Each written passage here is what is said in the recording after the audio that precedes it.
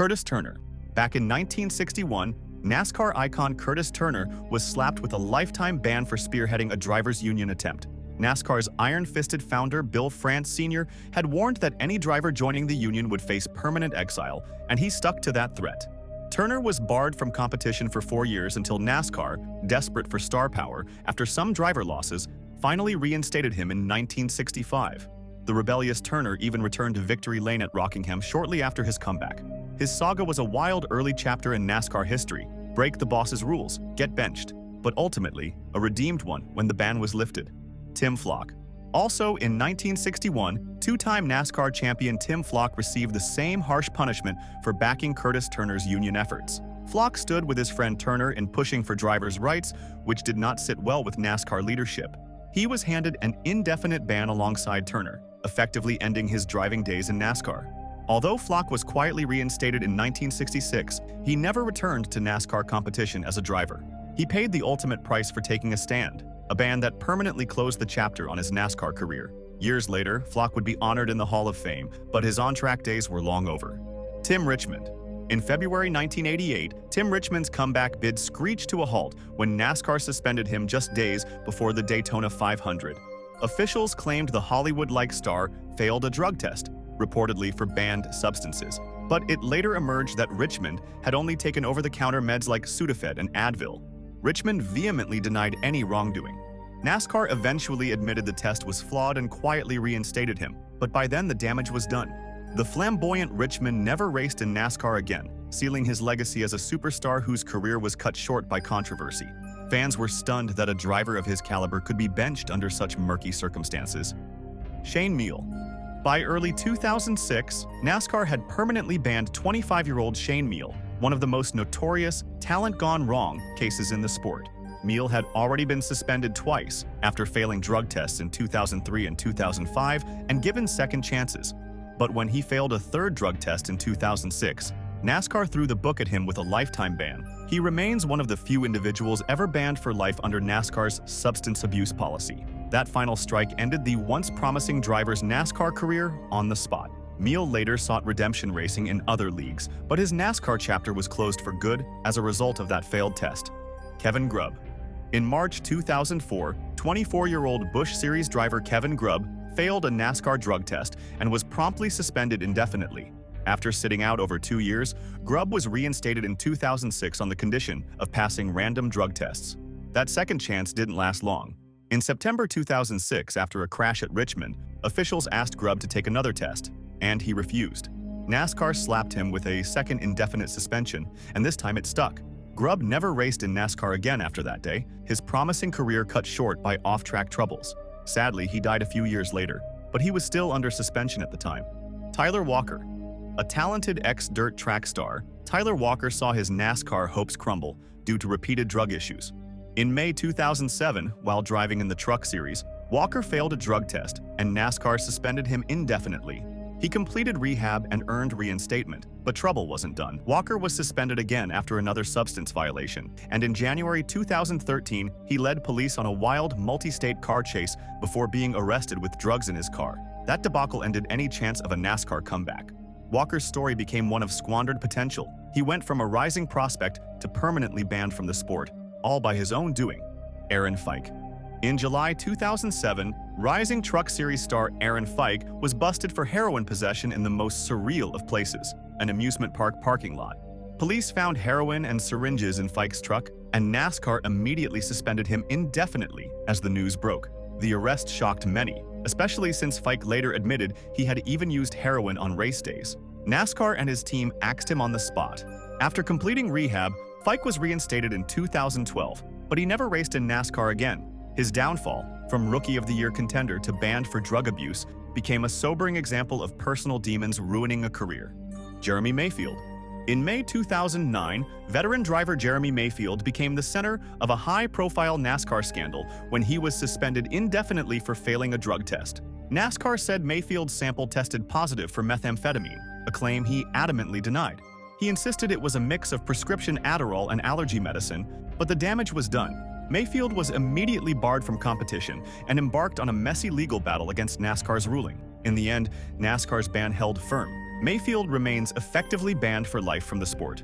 A perennial contender just a few years prior, his NASCAR career ended virtually overnight amid the controversy. Carl Long. May 2009 brought one of the most expensive mistakes in NASCAR history. Underdog driver Carl Long showed up at the All-Star Open with an engine that measured 0.17 cubic inches over the legal size. When that oversized engine was discovered, NASCAR dropped the hammer.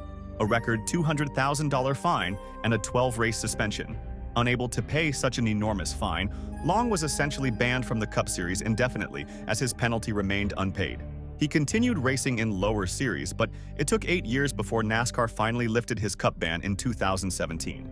Long's saga highlighted how a relatively minor infraction nearly ended a career due to hefty penalties. Randy LaJoie. Even a former champion wasn't immune to NASCAR's drug rules. In June 2010, two-time Xfinity Series champ Randy LaJoie was suspended indefinitely after testing positive for marijuana. LaJoie, long retired from full-time driving and working as a team crew member, admitted he smoked pot after the Coca-Cola 600 and took full responsibility for his actions. NASCAR benched him immediately for the violation. To his credit, LaJoie completed the required rehab program and was reinstated just 2 months later in August 2010. The swift comeback allowed him to resume his off-track roles, but the incident proved NASCAR's drug policy spared no one, not even fan-favorite veterans, Shane Sieg. In 2011, NASCAR indefinitely suspended Truck Series driver Shane Sieg after he failed a random drug test. At just 28 years old, Sieg saw his promising stock car career derailed in an instant. He never made it back to NASCAR competition following the suspension. Details of the substance were never publicized, and the ban was never lifted, effectively ending his NASCAR ambitions for good. Sieg faded from the racing scene entirely in the years afterward. His case was a quieter story compared to others, but it underscored that NASCAR would not hesitate to park a driver for a failed drug test, no matter their potential. Ronnie Holtz. Little-known racer Ronnie Holtz ran afoul of NASCAR's substance abuse policy in 2011. Holtz, a part-timer in the K&N Pro Series West, tested positive for an illegal substance and was swiftly suspended indefinitely. He protested that he had a medical prescription for marijuana, but NASCAR officials didn't budge. The indefinite suspension stood, and Holtz has not been allowed back into NASCAR competition since. For over a decade now, he's remained sidelined, his racing aspirations effectively ended. Holtz's case underscores that, prescription or not, NASCAR's rules are the rules, and a violation can slam the door on your career if you're not careful. Jack Smith. In 2010, journeyman Truck Series driver Jack Smith found himself expelled from NASCAR for a bizarre offense. Smith was caught attempting to buy illegal drugs under a fake identity, which led to an indefinite suspension. He completed NASCAR's Road to Recovery program and earned a brief reinstatement, but Smith didn't stay clean for long. In November 2011, he was arrested again on drug-related charges, and NASCAR banned him for good after that.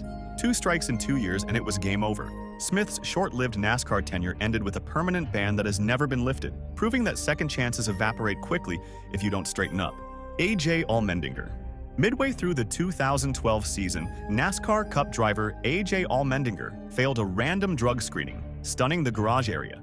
In July 2012, just hours before a major race, NASCAR pulled Allmendinger from his Penske ride and suspended him indefinitely under the substance abuse policy.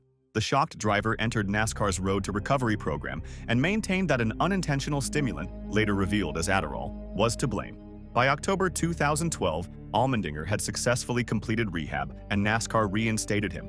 He returned to Cup competition and eventually rebuilt his reputation. But that sudden summer suspension, yanking a winner out of his car, was a loud and clear message that no one is above the rules. Derek White. In April 2016, Canadian driver Derek White landed in hot water far from the track. White was implicated as a key player in a major cross-border tobacco smuggling ring and even turned himself into authorities. NASCAR responded by indefinitely suspending White from all competition as soon as the charges came to light. It was a rare case of a NASCAR driver being banned for non-racing criminal activity.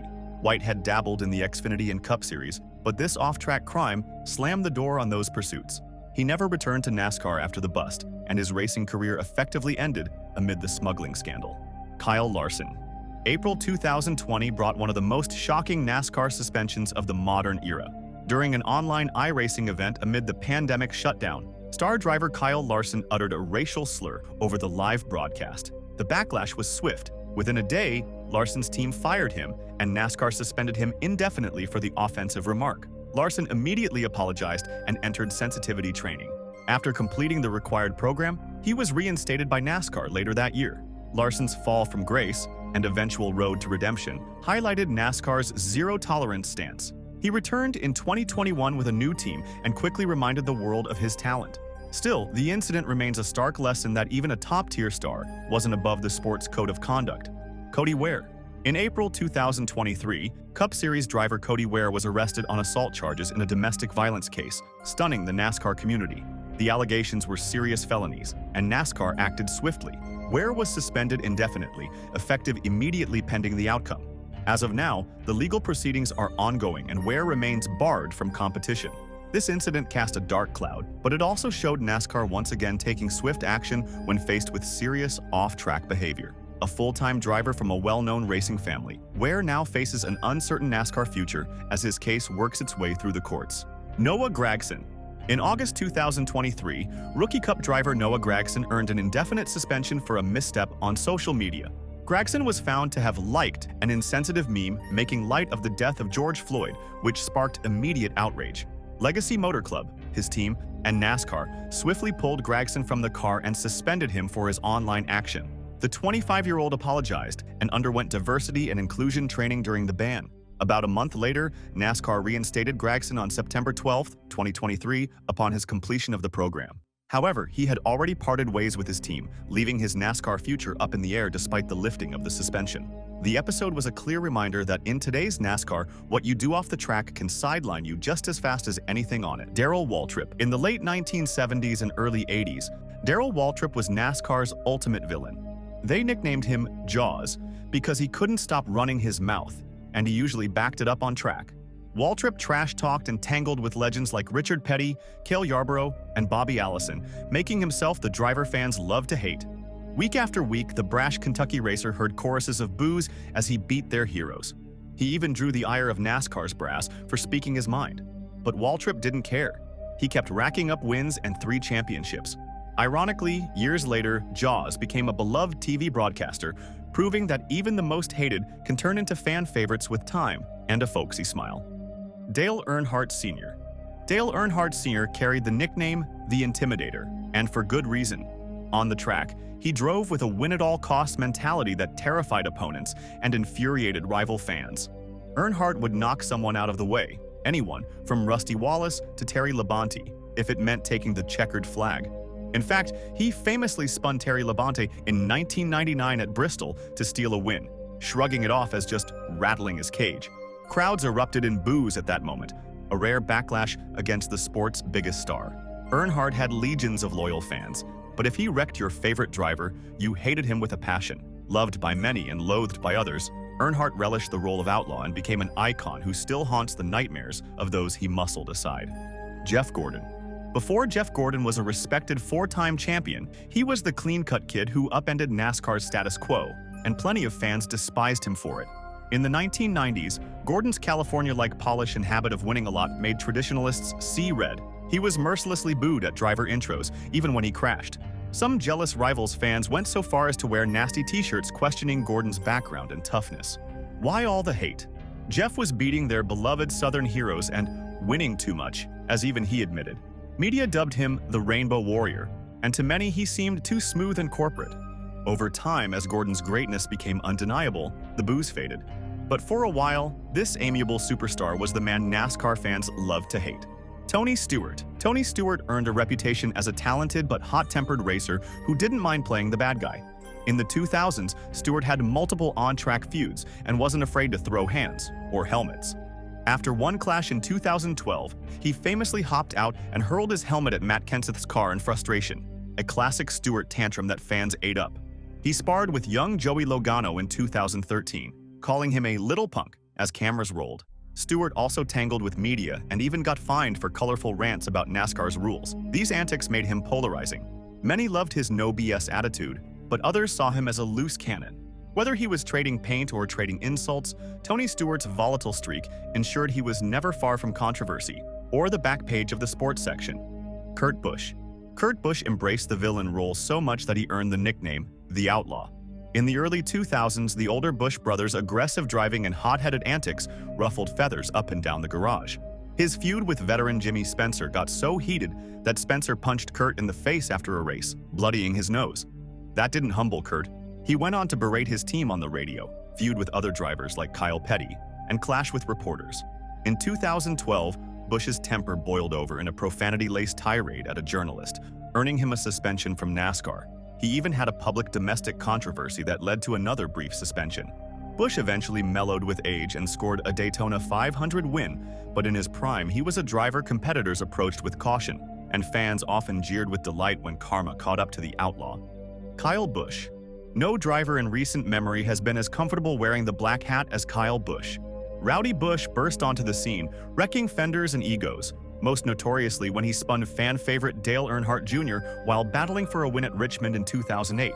That single moment turned tens of thousands of Jr.'s faithful against Kyle overnight, drawing loud boos at every track he went to thereafter. Busch only leaned into the villain persona. He'd brazenly bow to the booing crowds after victories and talk smack in interviews. He also developed a habit of dirty moves, from intentionally wrecking Ron Hornaday under caution in a 2011 truck race. NASCAR suspended Kyle for that stunt, to feuding with stars like Kevin Harvick and Brad Keselowski. Love him or hate him, Kyle Busch's win tally and 2 Cup championships prove he thrives as NASCAR's modern antagonist. Brad Keselowski. Brad Keselowski entered NASCAR as a brash underdog who wasn't afraid to ruffle feathers, and ruffle he did. Early in his Cup career, Bad Brad gained infamy with aggressive moves and outspokenness that irritated veteran drivers. He had a fierce rivalry with Carl Edwards. They wrecked each other multiple times. And in 2014, Keselowski managed to anger both Denny Hamlin and Matt Kenseth in one chaotic post-race scuffle. That same year, he tangled with Jeff Gordon during a playoff race, triggering a garage area brawl. Gordon left fuming with a cut lip. Keselowski openly spoke his mind about competitors and even his own team, making him a bit of a lone wolf. In fact, apart from teammate Joey Logano, he doesn't have many friends in the sport due to his on-track antics. Fans of the drivers he crossed labeled him a dirty driver, but Keselowski never apologized for his style. After all, it already earned him a Cup championship. In true rebel fashion, Brad has always insisted he'd rather be winning races than winning popularity contests. Joey Logano. Joey Logano's journey from cheerful prodigy to NASCAR's public enemy #1 is one wild ride.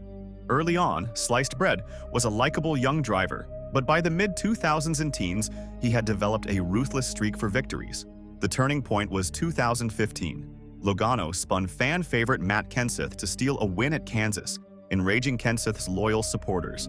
When Kenseth retaliated by deliberately wrecking Logano a few weeks later at Martinsville, the crowd erupted in deafening cheers as Joey's number 22 was sent into the wall. Logano was stunned.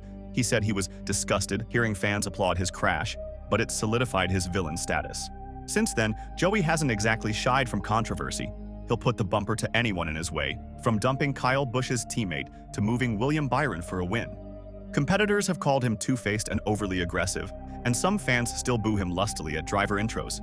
But Logano wears the black hat proudly, and with 3 Cup championships to show, the boos only fuel his fire. Denny Hamlin. In recent years, Denny Hamlin has morphed from respected veteran to one of the sport's biggest antagonists, especially in the eyes of Chase Elliott's massive fanbase. The bad blood started in 2017 when Hamlin tagged young Chase in the bumper at Martinsville, spinning out NASCAR's most popular driver in the closing laps. The Virginia crowd showered Hamlin, a home state boy, with boos for wrecking Chase, and a new villain was born. Hamlin initially seemed caught off guard by the hate, but he doubled down with a no apologies attitude. In the years since, he's tangled with other fan favorites, from feuding with Alex Bowman, whom he called a hack, to door-slamming Kyle Larson in 2023. Denny even leans into the role on social media and his podcast, joking about being the villain. The media and fellow drivers have noticed his edge. Some applaud his candor, others call him dirty. Once merely a contender, Hamlin now embraces being the driver fans love to boo, and he appears to be thriving on the drama as he chases that elusive championship. Bubba Wallace. Bubba Wallace has unfortunately found himself cast as one of the most polarizing figures in NASCAR. On one hand, he's broken barriers as the only black driver in the Cup Series and has been an outspoken advocate for social change. On the other hand, a segment of the fanbase has directed outsized vitriol his way, making Bubba one of the most booed drivers at tracks in recent years. Part of it stemmed from off-track controversy in 2020. Wallace led calls for NASCAR to ban the Confederate flag, and a misunderstood incident with a garage door rope fueled conspiracy trolls. The backlash was harsh, with some fans wrongly painting him as a troublemaker. Bubba's on-track incidents have given critics more ammo, like when he intentionally hooked Kyle Larson into the wall in 2022 and then angrily confronted him, an act that earned Bubba a suspension. Through it all, Wallace has handled the hate with resolve, acknowledging the boos with a smile or even an ironic bow. Love him or hate him, Bubba Wallace has become a central figure in NASCAR's narrative as supporters rally behind him and detractors jeer, a modern reminder that the sport's passion cuts both ways. Ty Gibbs. Ty Gibbs rocketed through the ranks with talent, money, and a knack for making enemies. As the grandson of team owner Joe Gibbs, Ty had a silver spoon image from day one, but it was his own actions that truly earned fans' ire. In the 2022 Xfinity Series, Gibbs developed a reputation for punting anyone in his path. The most notorious example, he dumped his own teammate Brandon Jones out of the lead at Martinsville to snag a win, ruining Jones's playoff hopes. Fans were outraged, booing Gibbs relentlessly after that selfish move. He's also been caught on camera throwing punches. He once fought driver Sam Mayer on pit road, with his helmet still on, furthering the spoiled hothead image. Competitors and media have openly criticized Ty's lack of respect, and many see him as a rich kid who hasn't earned his dues. Gibbs did go on to win the Xfinity Championship, but even that was overshadowed by the negative cloud he created. In short, Ty Gibbs has managed to become the driver newer fans love to hate, a prodigy with a prodigious ego trying to prove he belongs while learning that respect on the track must be earned the hard way. Wendell Scott, 1961 to 1973.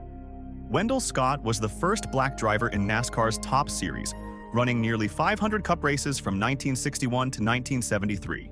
Despite a lone victory in 1963, he earned more respect than money during his career. Operating on shoestring budgets, Scott never had major sponsorship backing and often raced with second-hand parts. In 1969, his highest-earning year, he won just $47,451 in prize money, modest even then. Supporting a family of 7, Scott sometimes repaired used parts himself to keep costs down. His story exemplifies the many independent racers of the 1960s who scraped by financially for the love of the sport.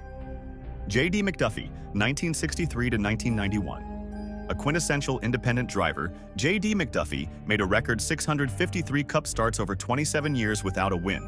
Running his self-owned number 70 car, McDuffie's operation was perpetually underfunded. He rarely could afford new equipment and often lagged behind factory-backed teams due to a lack of financial backing. In fact, McDuffie rarely kept up with the field because of budget constraints. He famously never finished a race on the lead lap. McDuffie relied on used tires and engines, scrounged parts, and help from friends just to race each week. He died still chasing that elusive win, a symbol of the shoestring budget racers of NASCAR's past. James Hilton, 1964 to 1982.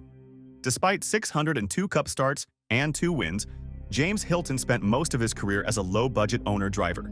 He finished second in points 3 times, 1966, 1967, and 1971, impressively so, given his meager funding. Hilton later revealed the stark financial reality. Over 27 Cup seasons, he took in about $1.5 million total.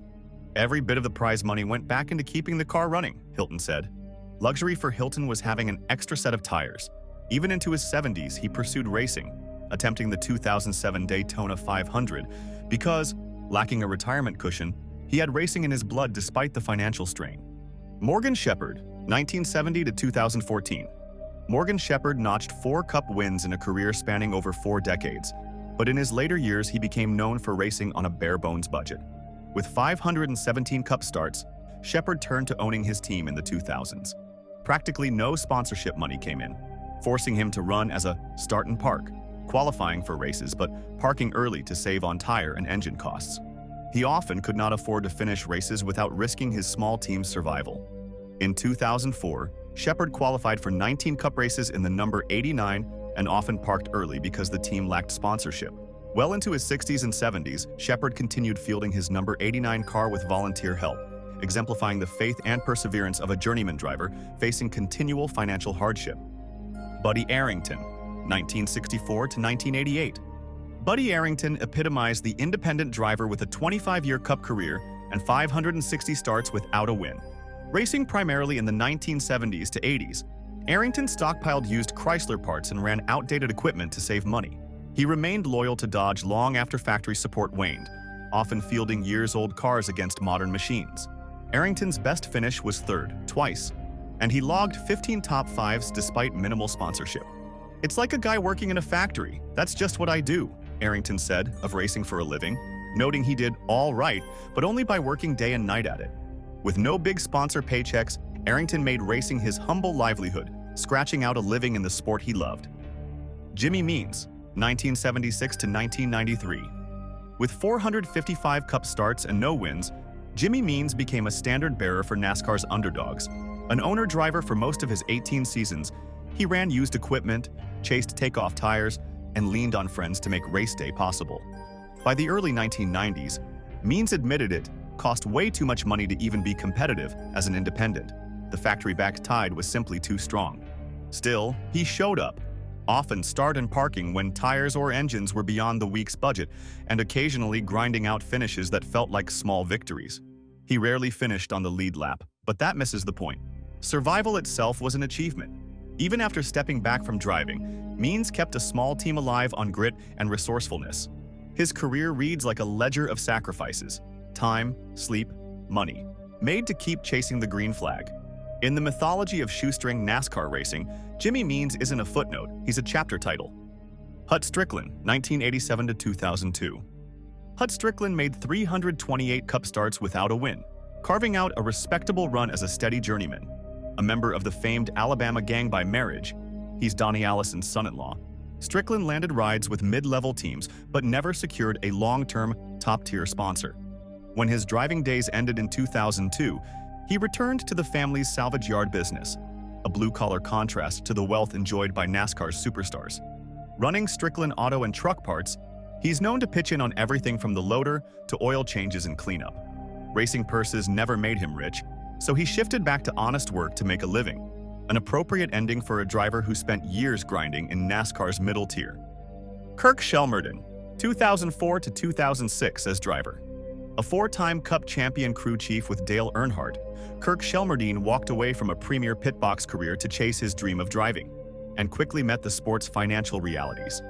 From 2004 to 2006, he fielded ultra-low-budget Cup entries with outdated cars and volunteer help, living frugally on the road. During the 2006 Daytona 500, he famously made the show while bunking in a modest motor coach far from the luxury lots. He qualified for a handful of races, including that 2006 Daytona 500, largely out of pocket, with minimal sponsorship and scant prize money to show for it.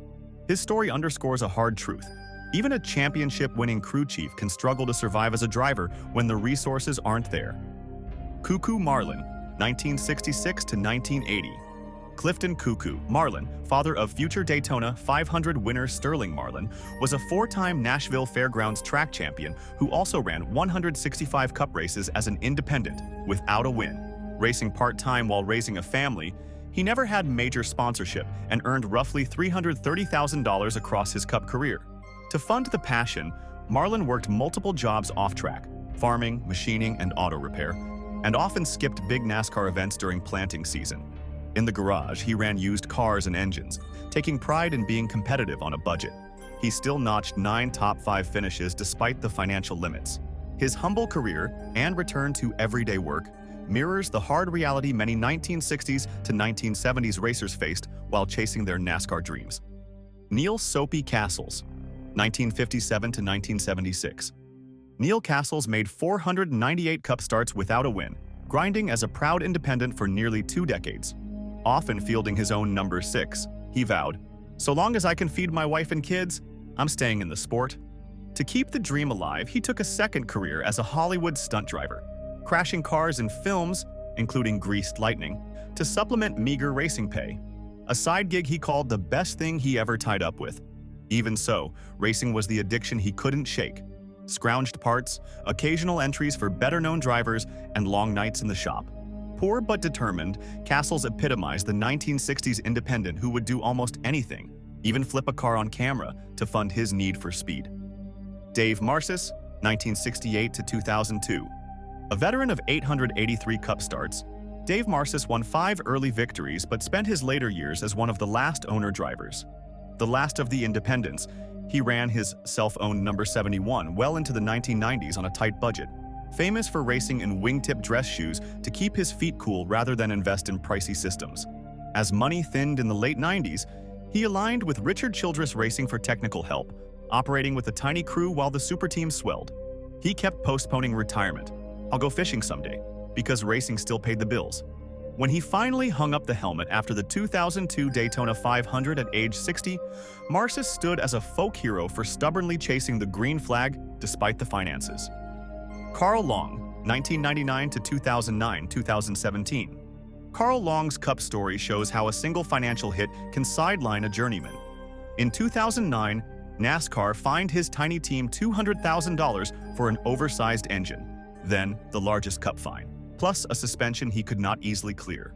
Effectively priced out of Cup for years, Long scraped by in the lower series, scavenging takeoff tires, rebuilding cast-off parts, and emptying savings to keep a small program alive. "Racing is an addiction," he said. "When you start off broke, it's hard to walk away." After resolving his penalties and licensing hurdles, Long returned to the Cup grid in 2017 with a small team, an emblem of persistence in the face of financial ruin. Jeremy Mayfield, 1993 to 2009. Unlike many on this list, Jeremy Mayfield reached real prosperity. 5 Cup wins, major rides, celebrity, before a stunning fall left him in financial ruin. In 2009, a disputed drug test suspension detonated his career, sponsorships, and income. Legal battles piled up. By 2012, he filed for personal bankruptcy. Properties slid toward foreclosure as he burned through what racing had built. He went from a large North Carolina estate and high-dollar toys to selling assets to service debt, and he even faced criminal charges tied to stolen goods found on his property.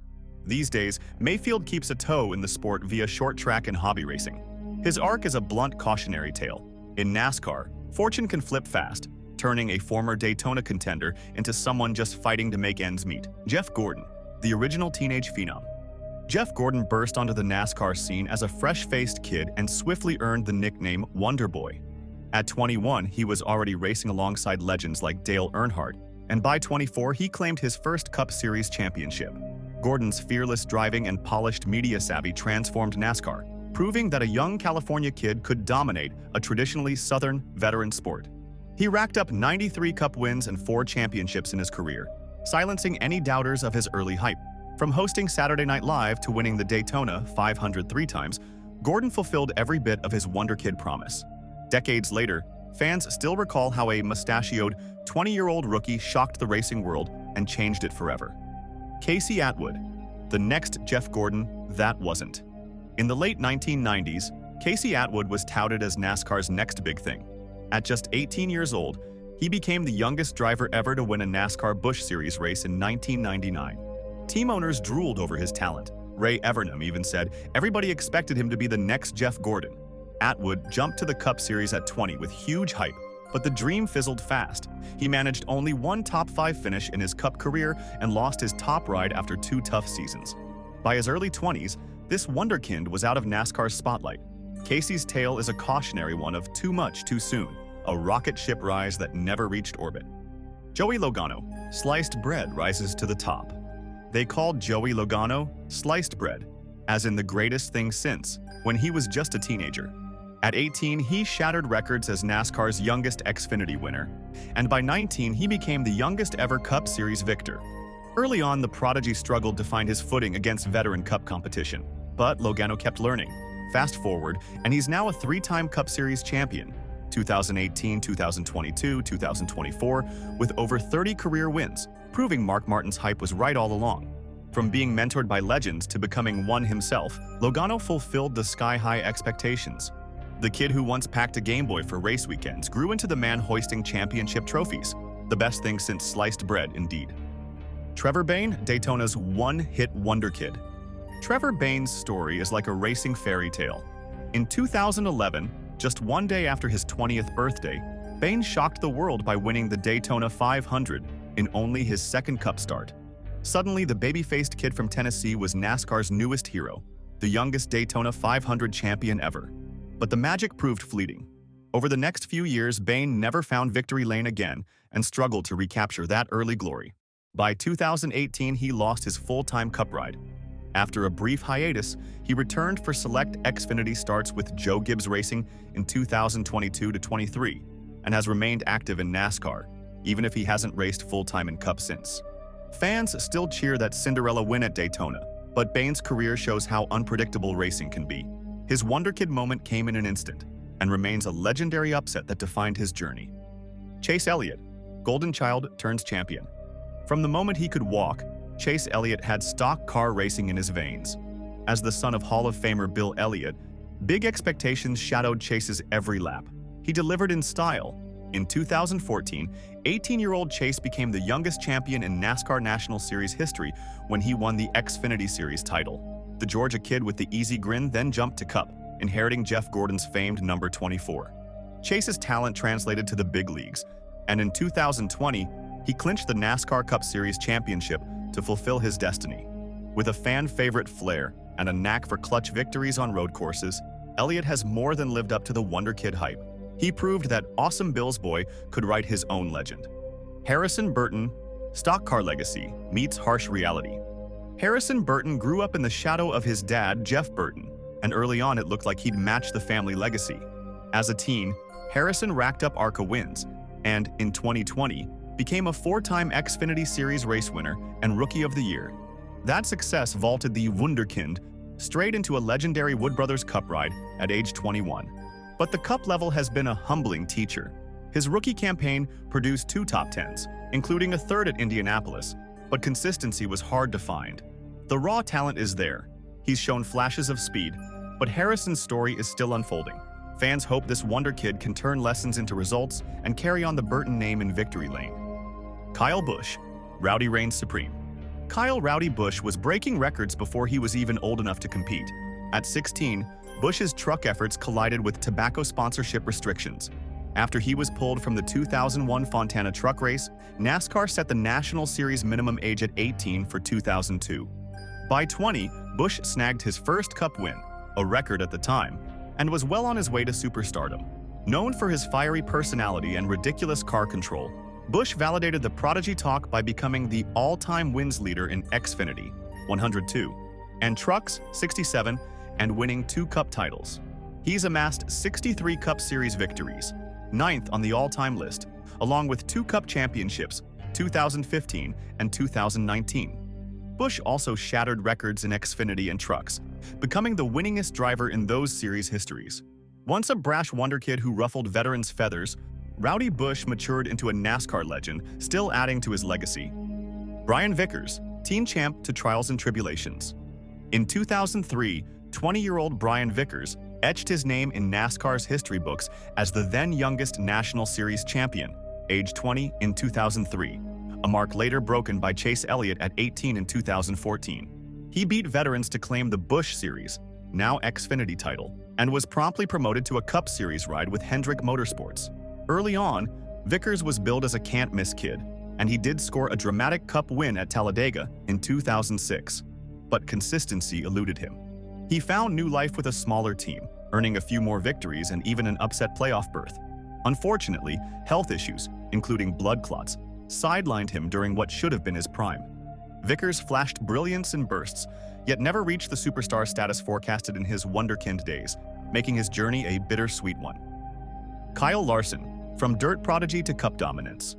Kyle Larson was often described as the next Jeff Gordon or Tony Stewart before he ever turned a lap in NASCAR. A California kid with a dirt racing pedigree, Larson had car control beyond his years. He jumped to NASCAR's big leagues at 21 and showed flashes of brilliance right away. It all clicked in 2021, when Larson assembled one of the most dominant seasons in modern history, 10 wins and a Cup Series championship. Not bad for a driver who had been touted as a phenom since day one. Larson's journey hasn't been without bumps, but he emerged stronger, fulfilling the sky-high expectations. From outrageous dirt track exploits to hoisting the Cup trophy, this Wonderkid turned champion proved the hype was real. Kasey Kahne, flashy debut, steady career. Kasey Kahne arrived in the Cup Series in 2004 as a 23-year-old replacing legend Bill Elliott, and he immediately turned heads.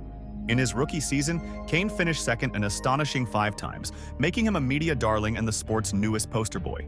He finally broke through with his first win in 2005, then went on a tear in 2006 with 6 victories. Though he never captured a championship, Kane compiled 18 Cup Series wins over his career and became known for his smooth driving style and marketable persona. Fans recall the early hype, the magazine covers, the Young Gun TV ads, and while he didn't dominate like some predicted, Kane delivered a solid career. He fulfilled enough of the Wonderkid promise to leave a lasting impression. William Byron, iRacing prodigy to Cup contender. William Byron's rise was as fast and modern as it gets. A champion on computer sim racers before he even had a driver's license, Byron translated his virtual skills to real tracks with stunning success. He set a rookie record with 7 Truck Series wins in 2016, then won the Xfinity Series Championship in 2017 at age 19. Billed as Hendrick Motorsports' next ace, Byron jumped to the Cup Series and took over Jeff Gordon's famed number 24 ride at just 20. After a learning curve, he has blossomed into a race winner and playoff contender, notching 15 Cup victories and 2 Daytona 500 triumphs by 2025. The quiet kid who honed his craft online became a bona fide NASCAR star, fulfilling his Wonderkid promise. Eric Jones, teen prodigy, seeks second act. Eric Jones made headlines by beating Kyle Busch, his future boss, in a Truck Series race at age 17. By 19, he was the youngest Truck Series champion ever and was tagged for a meteoric ascent to NASCAR's top level. Jones kept the momentum, winning Xfinity Series races and earning a coveted Joe Gibbs Racing Cup ride while barely in his 20s. Early on, he notched 3 career Cup wins, including the prestigious Southern 500. But consistency proved challenging, and Jones lost his elite ride after 2020. Now driving for a smaller team, he's fighting to reclaim that Wonderkid trajectory. Eric's natural talent is undeniable. The racing world saw it when he was a teenager, and his story isn't over yet. Christopher Bell, dirt sensation turned closer. Christopher Bell built his reputation sliding sideways on dirt tracks, a fearless Oklahoma kid who could win in anything. Backed by Toyota's driver development, Bell tore through the ranks. He clinched the 2017 Truck Series Championship and set an Xfinity Series rookie record with 7 wins in 2018. The hype meter was red hot, and Bell graduated to the Cup Series in 2020. After a learning year, he showed why he was labeled a prodigy, earning clutch playoff victories and a Championship 4 appearance in 2022. While a Cup title still awaits, Bell has already validated much of the early promise. He's a weekly threat and elite qualifier, proving that the kid who dominated NASCAR's biggest stages can hang with NASCAR's best on Sundays. Bubba Wallace, breaking barriers under pressure.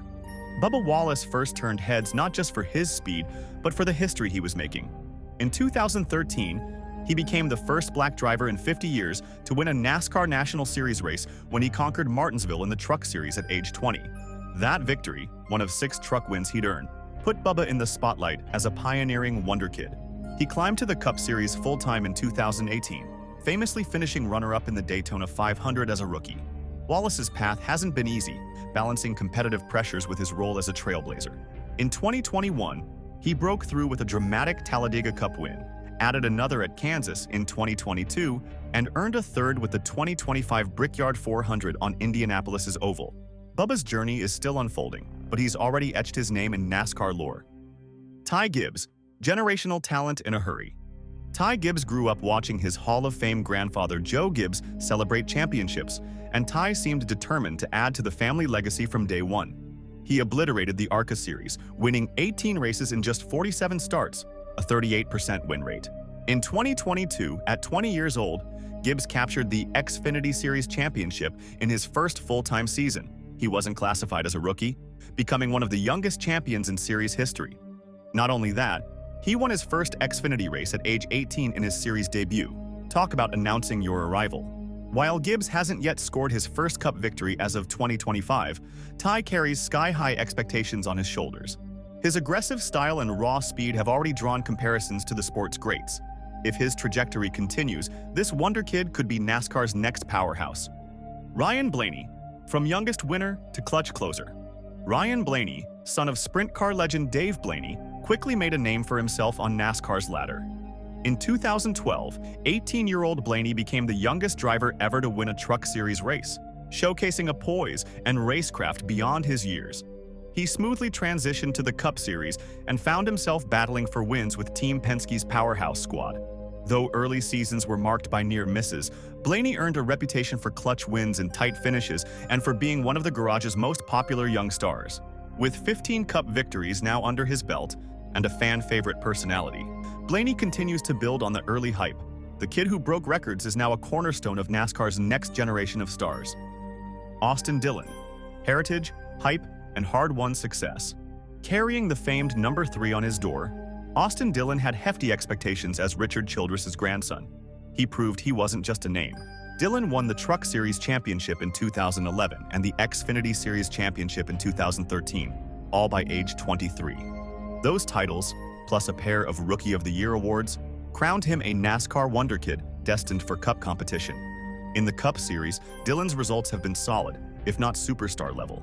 He etched his own legacy with triumphs in some of NASCAR's biggest races, including the Daytona 500, 2018, and Coca-Cola 600, 2017, with 6 Cup wins to date. 2017, Coca-Cola 600, 2018, Daytona 500, 2020 Texas, 2022 Daytona Summer Race, and back-to-back Cookout 400 wins at Richmond in 2024 and 2025.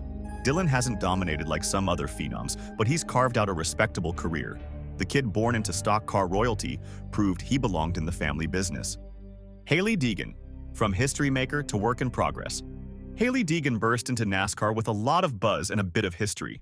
In 2018, at just 17, she muscled her way to a K&N Pro Series West victory, becoming the first woman to ever win at that level. She went on to grab 2 more K&N West wins and plenty of attention as a fearless teenager not afraid to trade paint. Deegan's popularity skyrocketed. She was heralded as a female phenom who could break new ground. The transition to NASCAR's National Series, however, has been challenging. In the Truck Series, Deegan has shown flashes but no wins yet, learning the ropes in a tough field. Now 24 years old, this Wonderkid is gaining experience lap by lap, determined to turn potential into performance in the years ahead. After several full-time truck seasons without a win, Deegan moved to Xfinity with AM Racing in 2024, parting ways mid-season, and in 2025 shifted to Indy NXT with HMD Motorsports. Adam Petty, a legacy unfulfilled. Adam Petty carried perhaps the heaviest legacy of all, the 4th generation of NASCAR's first family. As a teenager, Adam showed he had the talent to match the name. In 1998, at 18, he won his very first ARCA Series start at Charlotte, the youngest ARCA Superspeedway winner, and at the time the series' youngest race winner, a mark later lowered by Todd Gilliland at 15 years, 2 days in 2015. The victory electrified the sport. King Richard's grandson was following in the footsteps of Lee, Richard, and Kyle. Petty moved up to the Busch Series and even prepared for an imminent Cup debut, and the hype around this earnest, likable kid was enormous. Tragically, Adam's story ended before it could fully unfold, after a fatal crash during practice in 2000. He remains a poignant what if, a Wonderkid remembered for the immense promise he carried and the legacy he honored every time he hit the track. Cole Custer, teen record setter seeking redemption. Cole Custer's NASCAR career began with a historic splash. In 2014, at just 16 years old, he shocked the sport by winning a Truck Series race at New Hampshire, making him the youngest National Series winner at the time. The victory fueled sky-high expectations. He continued to impress, eventually moving up and nearly winning the Xfinity Series Championship in 2019 after a 7-win season. Touted as Stewart-Haas Racing's next star, Custer got his shot in the Cup Series and even grabbed a win as a rookie in 2020. But consistency was hard to find. After 2 difficult Cup seasons, 2021-22, he returned to Xfinity in 2023, won the series championship, and rejoined the Cup Series full-time in 2025 with the Haas factory team.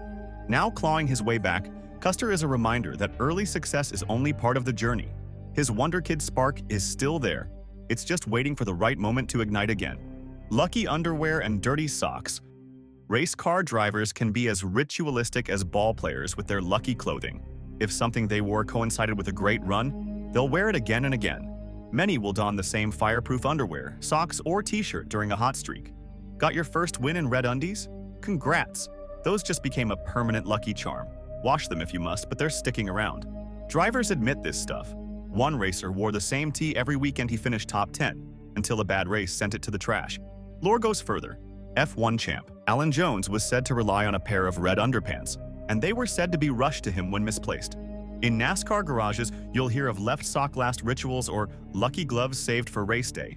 It's funky, it's quirky, and if the driver believes those lucky drawers help them focus, who are we to argue? The color green is unlucky. The green car hex goes back more than a century. Many point to 1920, when Indianapolis 500 winner Gaston Chevrolet was later killed at Beverly Hills while reportedly driving a green car, as a key seed of the myth. In NASCAR's early years, the fear persisted. Larry Mann, the series' first on-track fatality, 1952, drove a bright green Hudson nicknamed the Green Hornet. Over time, results blunted the taboo. Darrell Waltrip proved very successful in the green and white Mountain Dew or Gatorade number 11 cars, including his early 80s championships, and Harry Gant's green and white Skoal, Bandit number 33, became an instantly recognizable, iconic livery. Even Dale Earnhardt Jr. has said he'd been warned about green, then raced green cars anyway, without noticing any special bad luck. The superstition lingers with old-timers, but modern sponsorships have made green commonplace, and often successful. $50 bills bring bad omens. Racing folklore insists $50 bills are cursed money at the track. The most cited tale claims that when two-time champion Joe Weatherly died at Riverside in 1964, officials found two $50 bills in his uniform. But that detail has never been documented in contemporary reports. That story is unverified. Even the NASCAR Hall of Fame notes it's never been conclusively proven. But the legend stuck. Plenty of stars adopted the superstition anyway. Dale Earnhardt Sr. was widely said to refuse $50 bills, and Dale Jr. has publicly said he picked up that quirk from his dad. Whether you view it as gallows humor or genuine jinx, teams have been known to decline a $50 on race weekends. The Talladega Curse. Talladega Superspeedway is a high-banked palace of speed, and, some say, a haunted one. Local lore claims the 2.66-mile Alabama Oval sits on land cursed by a Native American medicine man, though this story has no documented historical basis. Folklore aside, Talladega's history feels spooky. In 1973, former champion Bobby Isaac famously parked his car mid-race and walked away, later saying a voice told him to get out. That same afternoon, rookie Larry Smith was killed in a seemingly routine single-car crash, deepening the track's ominous reputation. Since then, Talladega has produced colossal multi-car wrecks, hair-raising close calls, and even off-track oddities, like Bobby Allison's 1987 fence-shredding crash at Talladega, which became a key trigger for NASCAR's adoption of restrictor plate racing in 1988. Whether you chalk it up to geometry and pack racing or something otherworldly, fans lean into the legend, especially around Halloween, because those towering banks really do feel like they're keeping secrets. Triskaideka phobia, car number 13. Racers are as wary of 13 as anyone, maybe more. For decades, many teams avoided car number 13, and the stat sheet hasn't helped its case. In the Cup Series, number 13 has more than 650 starts but only 2 official points race wins. Most famously, Johnny Rutherford's 1963 Daytona 125-mile qualifier, which then counted for points, plus a small handful of top 5s and top 10s. The superstition is old. In 1962, superstar Joe Weatherly pushed Darlington to promote the Southern 500 as the 12th renewal, rather than the 13th. And while a few modern teams have run 13 full-time, for example, Germain Racing, the number still makes some folks twitchy, historically even leading some tracks to omit a 13th pit stall label, though that practice has mostly disappeared today. The Truck Series has softened the myth a bit. See Johnny Sauter's success in the 13, but in Cup, unlucky 13 remains hard to shake. Women in the pits, old school taboo. Once upon a time, a woman in the pits was said to bring bad luck. In stock car racing's rough and tumble early decades, when old sailor myths and track fairground superstitions bled together, some crews truly believed ladies in the pits jinxed a team. You'll hear hand-me-down stories of drivers wrecking after spotting a woman on pit road, and of crews quietly telling wives and girlfriends to wait outside the garage. As historian Buzz McKim has noted, it was a widely held superstition, not a written rule.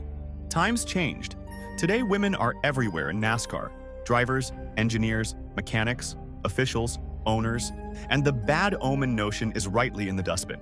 Still, when old-timers swap tails, this relic of a belief pops up as a reminder of how deeply superstition once ran in the sport. No pre-race photos, please. Believe it or not, Many veteran racers avoided pre-race photos. The idea was that a picture before strapping in tempted fate, almost like posing for a memorial portrait. Morbid, we know. In the sport's early riskier era, some crews and drivers saw cameras on the grid as bad mojo, preferring to save the shutter for the victory shot. NASCAR lore backs this up. Plenty of drivers didn't like their photo taken before a race, and some teams discouraged last pictures beside the car. Today, the grid is full of selfies and TV hits, but the old caution survives in passed-down stories. As the saying went, take the winner's photo, not the farewell photo. Nobody wanted to jinx a driver by acting like it might be their last ride. No good luck kisses before the race. That romantic pre-race smooch might seem sweet, but in NASCAR tradition it was often a no-no before the green. Many drivers believed a goodbye kiss from a wife or girlfriend could jinx them, as if you were saying farewell, perhaps forever. Historian Buzz McKim recalls that, in the old days, plenty of racers preferred no kiss on the grid. The superstition likely grew from real danger. When racing was deadlier, a good luck kiss felt too final. Some couples improvised rituals, a quick hug, a nod, or a tap on the roof. Not everyone followed it, of course, and with safety better now, you'll still see kisses before big races. But a few traditionalists save it for victory lane, choosing not to court bad luck with a premature peck, just in case the racing gods are watching. No shaving on race day. If a driver shows up looking a bit scruffy, it might not be style, it might be superstition. For generations, shaving on race morning has been taboo. The lore traces to 1930s racer George "Doc" McKenzie, who reportedly shaved off his lucky goatee in Milwaukee, then died in a crash later that day. Racing folklore tied the misfortune to the shave, and the no-razor habit stuck. Even now you'll notice playoff beards and Sunday stubble, part fashion and part folklore. Icons played into it too. Dale Earnhardt rarely parted with his mustache, and Jimmy Johnson often ran a beard during title runs. Coincidence? Superstitious minds say no. Better to embrace the scruff than risk angering the racing gods with a razor, a tiny ritual that helps settle nerves when the stakes rise. No peanut shells at the track. Peanuts are long-standing bad juju in American racing, but the exact origin is murky. The oft-repeated story links the taboo to two 1937 crashes, Langhorne, Pennsylvania, and Nashville, Tennessee, where peanut shells were seen in the wreckage. But contemporary reports don't mention peanuts, and historians note the superstition predates 1937. What's clear is that in the fair track era, shells commonly rained down from grandstands into pit areas, and teams came to ban peanut shells from their pits. Many racers, including Dale Earnhardt Sr., were known to avoid in-shell peanuts on race day, though shelled peanuts are generally considered fine. You may still find in-shell peanuts at some venues, but bringing shells into a pit box is a quick way to make enemies and to spook the superstitious. Good luck charms and talismans. Drivers try all kinds of charms in their cars. It might be a shiny coin, a rabbit's foot, a saint's medallion, or some goofy trinket, anything for a mental edge. NASCAR history has classics. Dale Earnhardt's Lucky Penny, handed to him by a 6-year-old fan, was glued to his dash the day he finally won the Daytona 500. In the first Southern 500, 1950, winner Johnny Mance was reported to have a good luck doll on the dash for the 500-mile grind. Earlier still, racing lore says Pete DiPaolo tied his child's baby shoes under the car and swore that the one time he removed them, he crashed badly. It's not just drivers. Pit crews and owners keep tokens too. St. Christopher medals were once near standard, and period write-ups noted many cars carried a medal, rabbit's foot, or coin. Do trinkets affect a 200-mile-per-hour stock car? Nope. Do they settle nerves at 200 miles per hour? Absolutely. Secret handshakes and butt pats. NASCAR teams are a superstitious bunch, and their pre-race rituals can be creative. Tony Stewart joked in the early 2000s about a tongue-in-cheek good luck routine with the Harvicks. A playful pat and group laugh, saying it wasn't unusual in their friend circle. He went on to win a championship around that era. More common are the handshakes or fist bumps that must be done. Many drivers make a point of shaking the crew chief's hand. If they forget, they'll hop back out to do it. Sports car legend Bill Adams said he always shook his chief's hand on the grid. If they'd won doing it, they never skipped it. Some teams have a specific high-five sequence or a short chant to lock and focus. Call it silly or superstitious, but when a ritual precedes wins, nobody dares change it.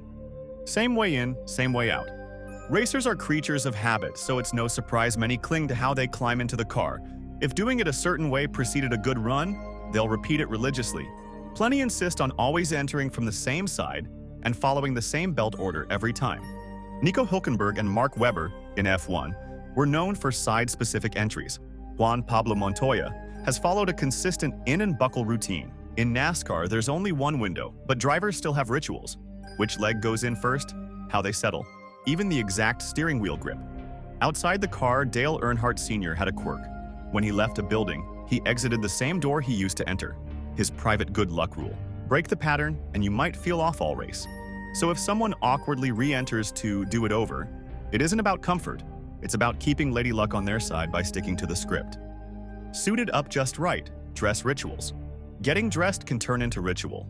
Some drivers swear by a precise order, every single time. Brian Scott once mentioned a superstition hearing about superstition. Some drivers believe the right side carries the luck. So, right sock, right pant leg, right glove first, then the left. Many do similar things without admitting it, an almost OCD-like routine to lock in. Others lean quirky, mismatched shoes or socks on purpose. Ex-F1 driver Alex Vortz was famous for 2 different colored shoes, or even one glove inside out for luck. The logic is simple. If it worked once, do it again. By suiting up the same way on a good day, drivers hope to recreate the magic. To outsiders, it looks silly, someone fussing over which shoe to tie first, but in their minds, it could be the difference between victory and an early wreck. In NASCAR's pressure cooker, even a tiny superstition can feel like an edge. Pre-race food rituals and taboos. Never underestimate a racer's stomach. Sterling Marlin swore by a bologna sandwich before every race. He ate one before both of his Daytona 500 wins, so it stuck as his lucky meal. Many drivers repeat a specific menu when it's working. A certain energy bar, fried chicken from a favorite joint, even mom's spaghetti. Flip side, some foods get blacklisted. A quirky short-track belief is no chicken around the car. Chicken equals cowardice, so some avoid it on race day. Another paddock tale involves a sprint car team eating McDonald's and getting wrecked during the race, later vowing never again. Rumored to have stuck to that belief for decades. Even timing becomes ritual. Same snack, same clock each week. Sure, it's probably in their heads, but when a diet precedes a win, racers will chow the same thing until the streak breaks. Dashboard taboos. No lucky trinkets. Here's a superstition that flips the script. Some drivers refuse to tape fan-gifted charms on the car. 4-leaf clovers, coins, notes. On the dashboard, they're a kiss of death. Sounds odd, wouldn't a charm help? But superstition isn't logical. Mark Martin has joked about superstitions, suggesting sometimes a lucky charm can backfire. A belief shared by some drivers who avoid taping items to the car. Many quietly agree. Keep rabbit's feet and clovers in your pockets, not on the machine.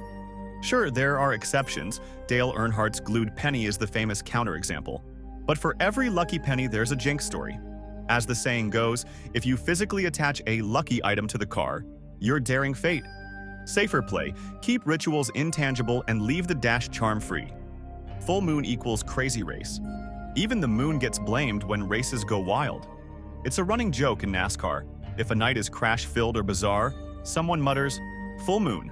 Plenty of racers and officials harbor the belief that a bright lunar disk brings more wrecks, odd failures, and general chaos, especially at short tracks. Is it statistically true? Probably not. We just notice the mayhem more on those nights. Still, you'll see crew chiefs glance skyward and shake their heads when the moon is big and bright and their driver just missed a 12-car pileup. Call it werewolf logic if you like. Stock cars seem to act up under lunar light, or so the folklore says. Next time a night race goes sideways, check the calendar. If it's full, you've got a ready-made explanation the paddock has used for decades. Talking to the race car. Drivers treat their machines like living teammates. You'll catch them talking to the car? "Come on, baby, hold together." Or giving a pep talk on the grid. Some do it privately, others own it. Valentino Rossi famously kneels by his bike pre-race for a quiet chat to focus.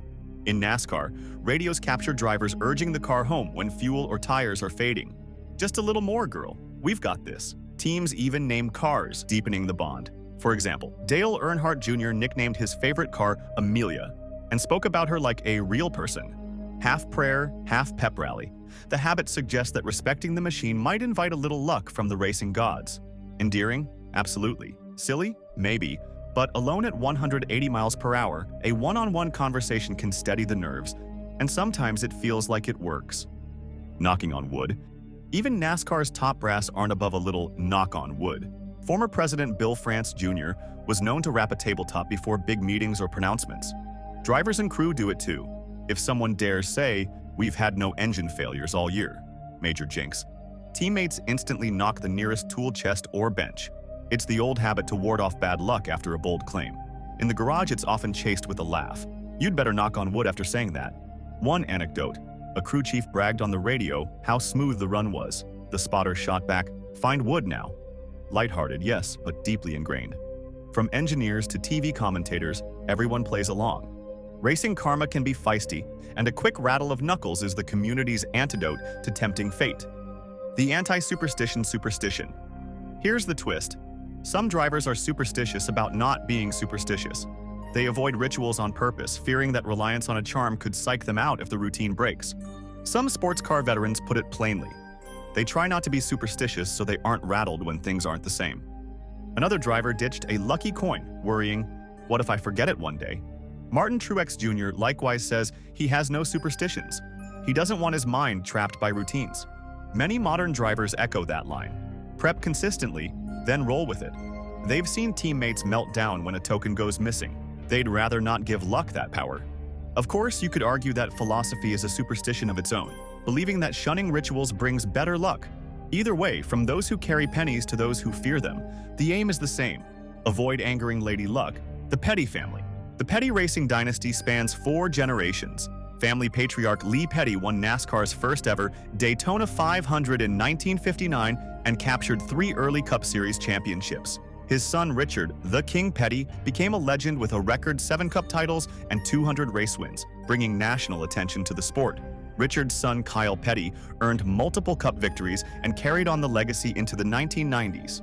A 4th generation, Adam Petty, began racing in the late 1990s, making the Pettys the first family with 4 generations in NASCAR competition. The Petty name is virtually synonymous with NASCAR history and success.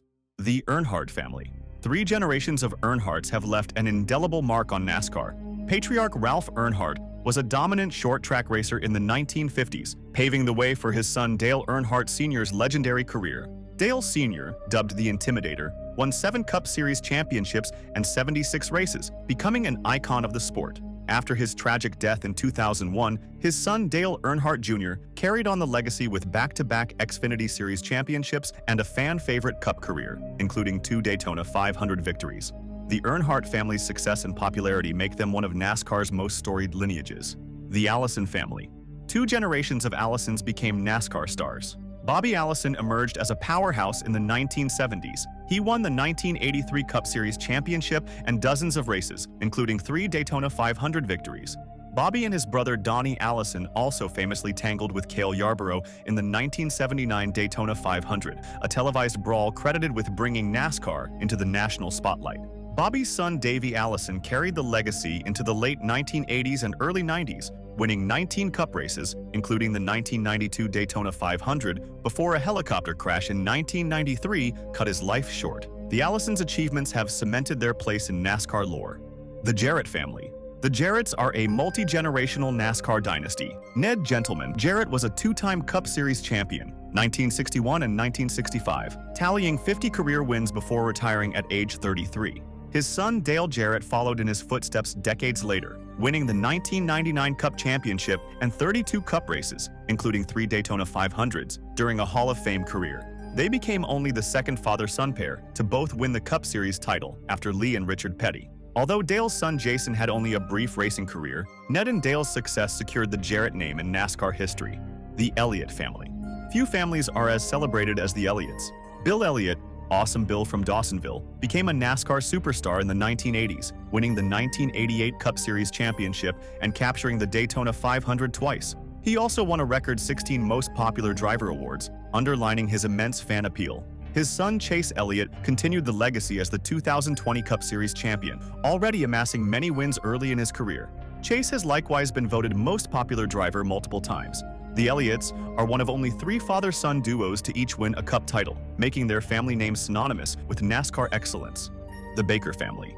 One of NASCAR's earliest father-son legacies was the Baker family. Buck Baker, a tough competitor in the 1950s, became the first driver to win back-to-back Cup Series championships, 1956 and 1957, and notched 46 career wins. His son Buddy Baker carried the torch into the 1970s and 80s, specializing in superspeedways. Buddy earned 19 Cup wins, including the 1980 Daytona 500, and was the first driver to break the 200-mile-per-hour barrier in a NASCAR race. The Bakers' multi-generational success helped shape NASCAR's early decades. The Burton family. The Burton family boasts two generations of NASCAR drivers. In the 1990s and 2000s, brothers Ward Burton and Jeff Burton each found success. Ward earned a Daytona 500 victory and multiple Cup wins, while Jeff scored 21 Cup Series wins and was a perennial contender. Now their sons represent the next generation. Jeff's son Harrison Burton rose through the ranks to become a Cup Series driver in his early 20s, and Ward's son Jeb Burton has won in the Xfinity and Truck Series. With racing roots spanning siblings and now children, the Burton name remains a fixture in NASCAR's landscape. The Wallace family. The Wallace family has left its mark across two generations. Rusty Wallace rose to stardom in the 1980s to 90s, winning the 1989 Cup Championship in a hard-fought season and totaling 55 career wins. His success and rivalry with Dale Earnhardt made him a fan favorite. Rusty's brothers Mike and Kenny Wallace also raced in NASCAR. In 1990, all three Wallace siblings even competed together in a Cup Series race. The next generation continued the tradition, as Rusty's son, Steve Wallace, drove in the Xfinity Series, and Mike's daughter, Chrissy Wallace, ran in the Truck Series. The Wallace name remains a part of NASCAR's fabric through this family's racing legacy. The Pearson family. Hall of Famer David Pearson and his son Larry Pearson formed another notable racing lineage. David was a Cup Series champion in 1966, 68, and 69. He won 105 races, second only to Richard Petty, and earned a reputation as one of NASCAR's all-time greats. In the 1980s, David helped his son Larry launch his own career. Driving for the family's team, Larry Pearson won back-to-back Busch Series championships in 1986 and 1987. Though Larry's Cup career was brief, the Pearsons' father and son titles in NASCAR's top divisions showcased a family tradition of excellence in stock car racing. The Dillon Childress family. The Dillon Childress clan is a modern, multi-generational NASCAR family. Richard Childress began as a driver in the 1960s and later became a championship-winning team owner. He is the grandfather of current Cup Series drivers Austin Dillon and Ty Dillon. Childress's son-in-law Mike Dillon, Austin and Ty's father, also raced in NASCAR's Busch Series. Austin Dillon has carried on the legacy with championships in the Truck and Xfinity Series, plus a Daytona 500 victory in 2018 while driving for his grandfather's team. His younger brother Ty Dillon has also raced in the Cup Series. The family's success underscores NASCAR's strong tradition of racing families across generations. Tim Flock. The Monkey Co-Driver Stunt, 1953. Tim Flock pushed the boundaries of showmanship by bringing along an unlikely passenger, a live rhesus monkey named Jocko Flocko, as a co-driver during races in 1953. Flock and Jocko even won a Grand National race together at Hickory. The gimmick grabbed headlines and distracted rival drivers, but it didn't last. In one event at Raleigh, the monkey broke loose, freaked out in the cockpit, and Flock had to pit to unload his frenzied co-pilot. While it made for great stories, NASCAR quickly put its foot down. The sport had long forbidden any passengers in race cars for safety reasons, a rule that Flock's stunt glaringly violated. After Jocko's wild ride, officials ensured such a spectacle would never be repeated.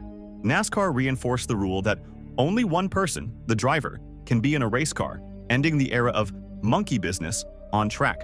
Flock's primate experiment remains a quirky legend, and it led NASCAR to more strictly enforce safety regulations about who and what is allowed in the car during competition.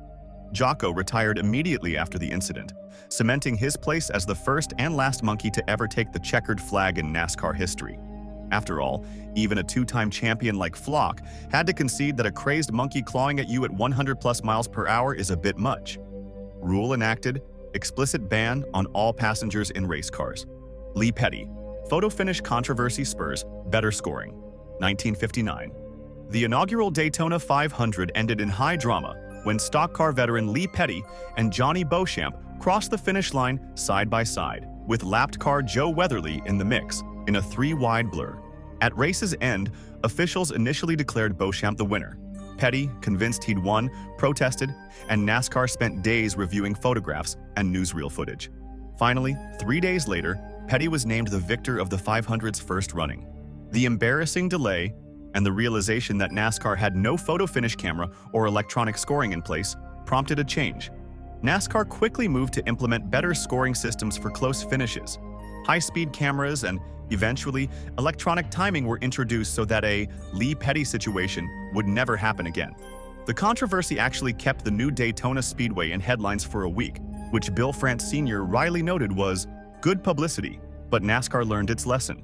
Going forward, photo finish cameras became standard at tracks, ensuring that when races came down to inches, the sanctioning body could instantly determine a winner. Petty's challenge thus directly led to more sophisticated officiating, a fitting legacy for a man who refused to lose by a nose. Rule enacted: installation of photo finish cameras and improved scoring protocols. Curtis Turner, banned for unionizing boldness, 1961. Stock car icon Curtis "Pops" Turner was as fearless off the track as on it. In 1961, the hard-charging Turner, known for his wild driving and moonshine running past, attempted to organize the Federation of Professional Athletes, a drivers' union, to demand better safety and benefits for NASCAR competitors. Unionizing was anathema to NASCAR founder Bill France Sr., who ran the sport with an iron fist. When Turner, along with Tim Flock, persisted in rallying drivers to unionize, France reacted swiftly. He banned Turner for life from NASCAR. The draconian ban sent a loud message and effectively crushed the union effort. Turner's exile lasted 4 years until 1965, when France quietly reinstated him amid fan clamor for the popular driver's return. While Turner's ban was not a written rule in the traditional sense, it established a de facto policy. NASCAR would not tolerate labor organizing. The no unions stance became an unwritten rule of the sport, discouraging any similar movements. Turner's daring stand for drivers' rights thus resulted in one of NASCAR's first big off-track rules, enforced through France's authoritarian powers, that stopped drivers from collective bargaining. In the end, Turner's maverick ways earned him a spot in NASCAR legend and a reputation as the only man ever banned for trying to help his fellow drivers. Consequence: lifetime ban, later lifted, and an unwritten rule against driver unions. Fireball Roberts. Tragedy leads to fuel cells and fire safety, 1964. Glenn Fireball Roberts was one of NASCAR's brightest stars and most apt nicknames. Tragically, in the 1964 World 600 at Charlotte, Roberts' car crashed and burst into flames, inflicting severe burns that would claim his life weeks later. The horror of Roberts' fiery accident jolted NASCAR into action on safety. At the time, stock cars carried simple metal gas tanks prone to rupturing, and drivers often wore just t-shirts and no fire-resistant gear. In the aftermath, NASCAR and safety suppliers accelerated development of fuel cells, rubber bladder fuel tanks with foam inserts, to prevent the kind of fuel spill and fire that killed Roberts. Within a few years, crash-resistant fuel cells became mandatory equipment, replacing the old stock tanks. Additionally, Roberts' death hastened the phase-in of flame-retardant driver coveralls and better fire safety protocols at tracks. The very term fuel cell became synonymous with his legacy. As somber as it was, Fireball's accident spurred one of the most vital safety rule changes in NASCAR history. Today's cars carry fortified fuel bladders, and drivers wear multi-layer fire suits, life-saving innovations born directly from the loss of one of racing's brightest lights. Rules enacted: mandatory use of fire-safe fuel cells and fire-retardant driver suits. Junior Johnson, the Yellow Banana Forces template rules, 1966. Stock car folk hero Junior Johnson had already been known for pushing rulebooks, but he outdid himself with the infamous Yellow Banana Ford Galaxy in 1966. Amid a factory boycott and NASCAR's war on Ford's overhead cam engine, Johnson cut a secret deal to return a Ford to the track, on the condition he could radically modify the car's body. The result was outrageous: a canary yellow Galaxy with a chopped roof, 3 to 5 inches lower than stock, a drastically laid-back windshield, drooping nose, and flared fenders that made the car look and slice through the air like a banana on wheels. Astonishingly, NASCAR allowed Johnson's aerodynamic cheat to race at Atlanta, turning a blind eye in hopes of pleasing Ford and fans. Outraged rival teams like Cotton Owens' Dodge crew watched this rolling rule violation breeze through inspection. The Yellow Banana and a similarly illicit Chevy of Smokey Yunick so embarrassed NASCAR that the very next season, the sanctioning body introduced standard metal body templates to enforce car dimensions. Starting at the 1967 Daytona 500, inspectors literally laid templates over cars to catch illegal shapes. Johnson's Atlanta exploit thus marked the high watermark of creative cheating and directly led NASCAR to clamp down with uniform body rules. The Banana Mobile never raced again, but its legacy lives on every time a NASCAR official drops a template on a race car's hood. Rule enacted: standardized metal body templates to enforce car shape legality. Buddy Baker, 200 miles per hour, and the end of the winged cars, 1970. In March 1970, Buddy Baker did the unthinkable. He became the first NASCAR driver to break the 200-mile-per-hour barrier on a closed course, piloting the sleek Dodge Charger Daytona with its giant rear wing and nose cone at Talladega. The winged Dodge and its cousin, the Plymouth Superbird, were dominating superspeedways with unheard-of speeds. Chrysler's wing cars won 38 races in 1970. NASCAR's leadership grew alarmed at the escalating velocities and aerodynamic extremism. The answer was a set of rules squarely aimed at these aero warriors. For 1971, NASCAR mandated that any car with the special high-wing aerodynamic package run a severely restricted engine, max 305 cubic inches, down from the standard 426 big block.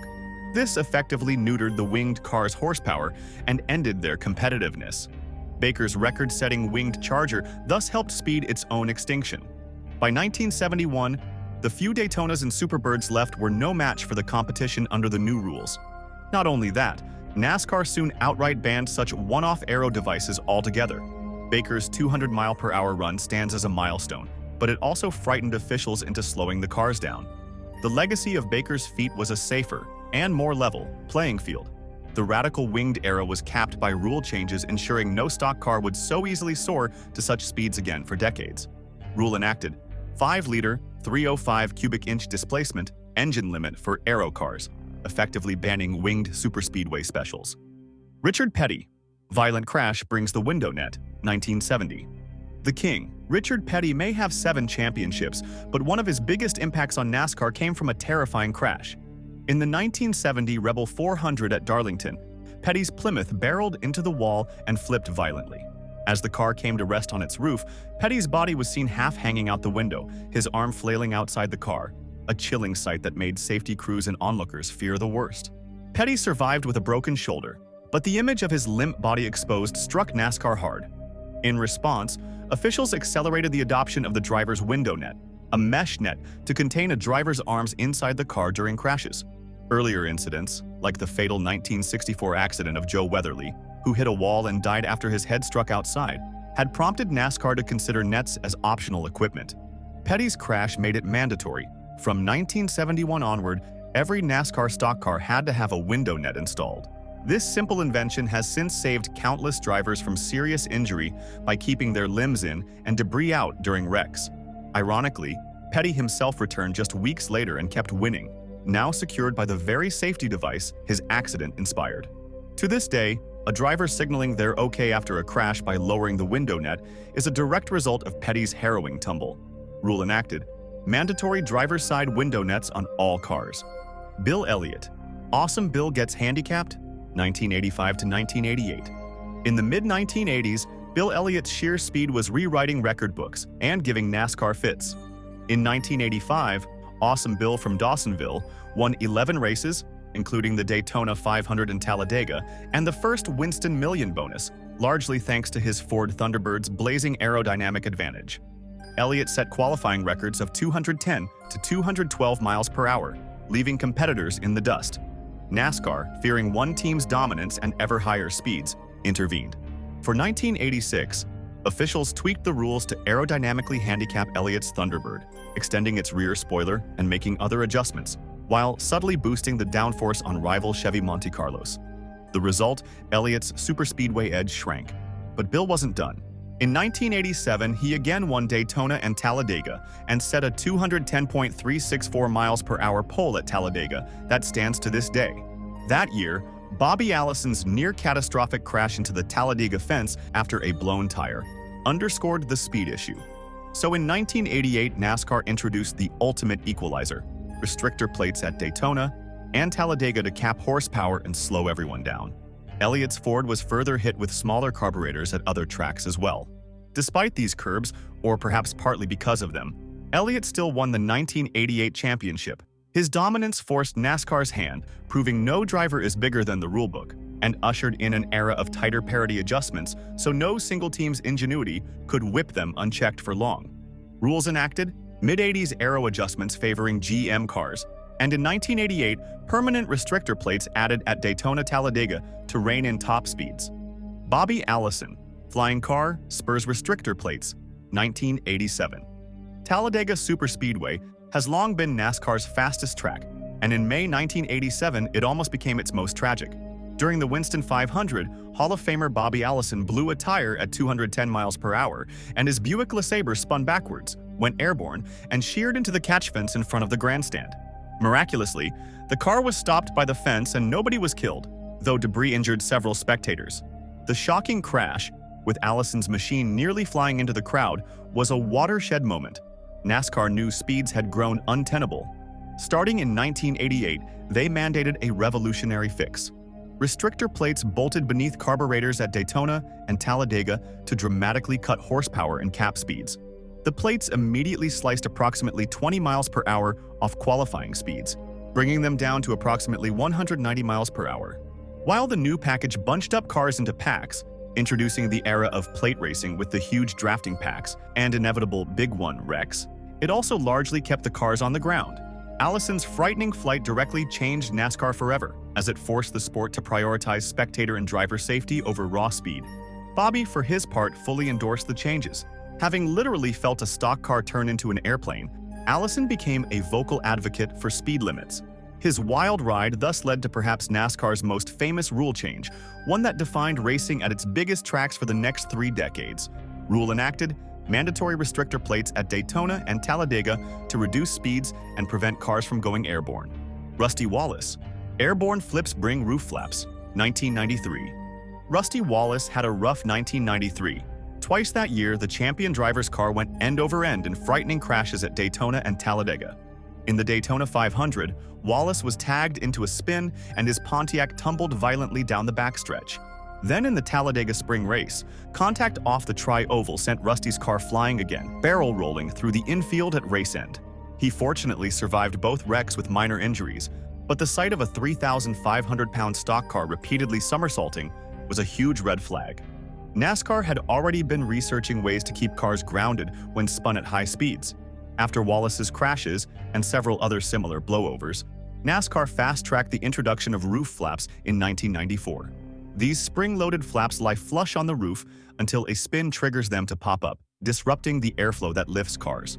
The effect was immediate. In the very first Daytona 500 after implementation, a spinning car lifted slightly, but then the flaps deployed and it slammed back down instead of taking off. Rusty openly supported the change, knowing firsthand the risks of unchecked aerodynamics. Since then, roof flaps, and later hood flaps, have become a standard safety feature, dramatically reducing the number of blowover flips. Wallace's wild tumbles were the last straw that led NASCAR to literally put a flap on dangerous flights. As Rusty joked years later, "I've done enough flying for everybody." Rule enacted: mandatory roof flaps on cars to prevent airborne flips at high speeds. Darrell Waltrip, past champions provisional abuse, 1990s. 3-time Cup champion Darrell Waltrip earned the nickname Jaws for his mouth, but by the late 1990s, it was his use of a particular rule that raised eyebrows. NASCAR had introduced the past champions provisional in 1991 to guarantee former champs a starting spot if they failed to qualify on speed. It was meant as a safety net for legends like Richard Petty, who missed 4 races in 1989 without it. Enter Waltrip in 1997, driving for his own underfunded team and struggling to post fast qualifying times. Darrell leaned heavily on the champions provisional, a whopping 20 times out of 33 races that season. Essentially, DW was sliding into fields each week on past glory. Fans and other teams grumbled that the system was being gamed. NASCAR agreed.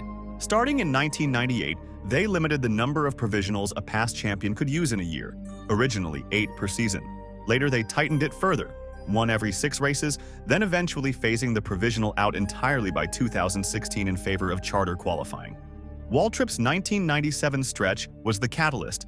NASCAR even informally dubbed the cap the Darrell Waltrip rule. The abuse was curbed, ensuring the provisional remained an occasional lifeline, not a weekly crutch. Ironically, as the rule tightened, Waltrip had to step up his qualifying or go home, hastening the sunset of his driving career.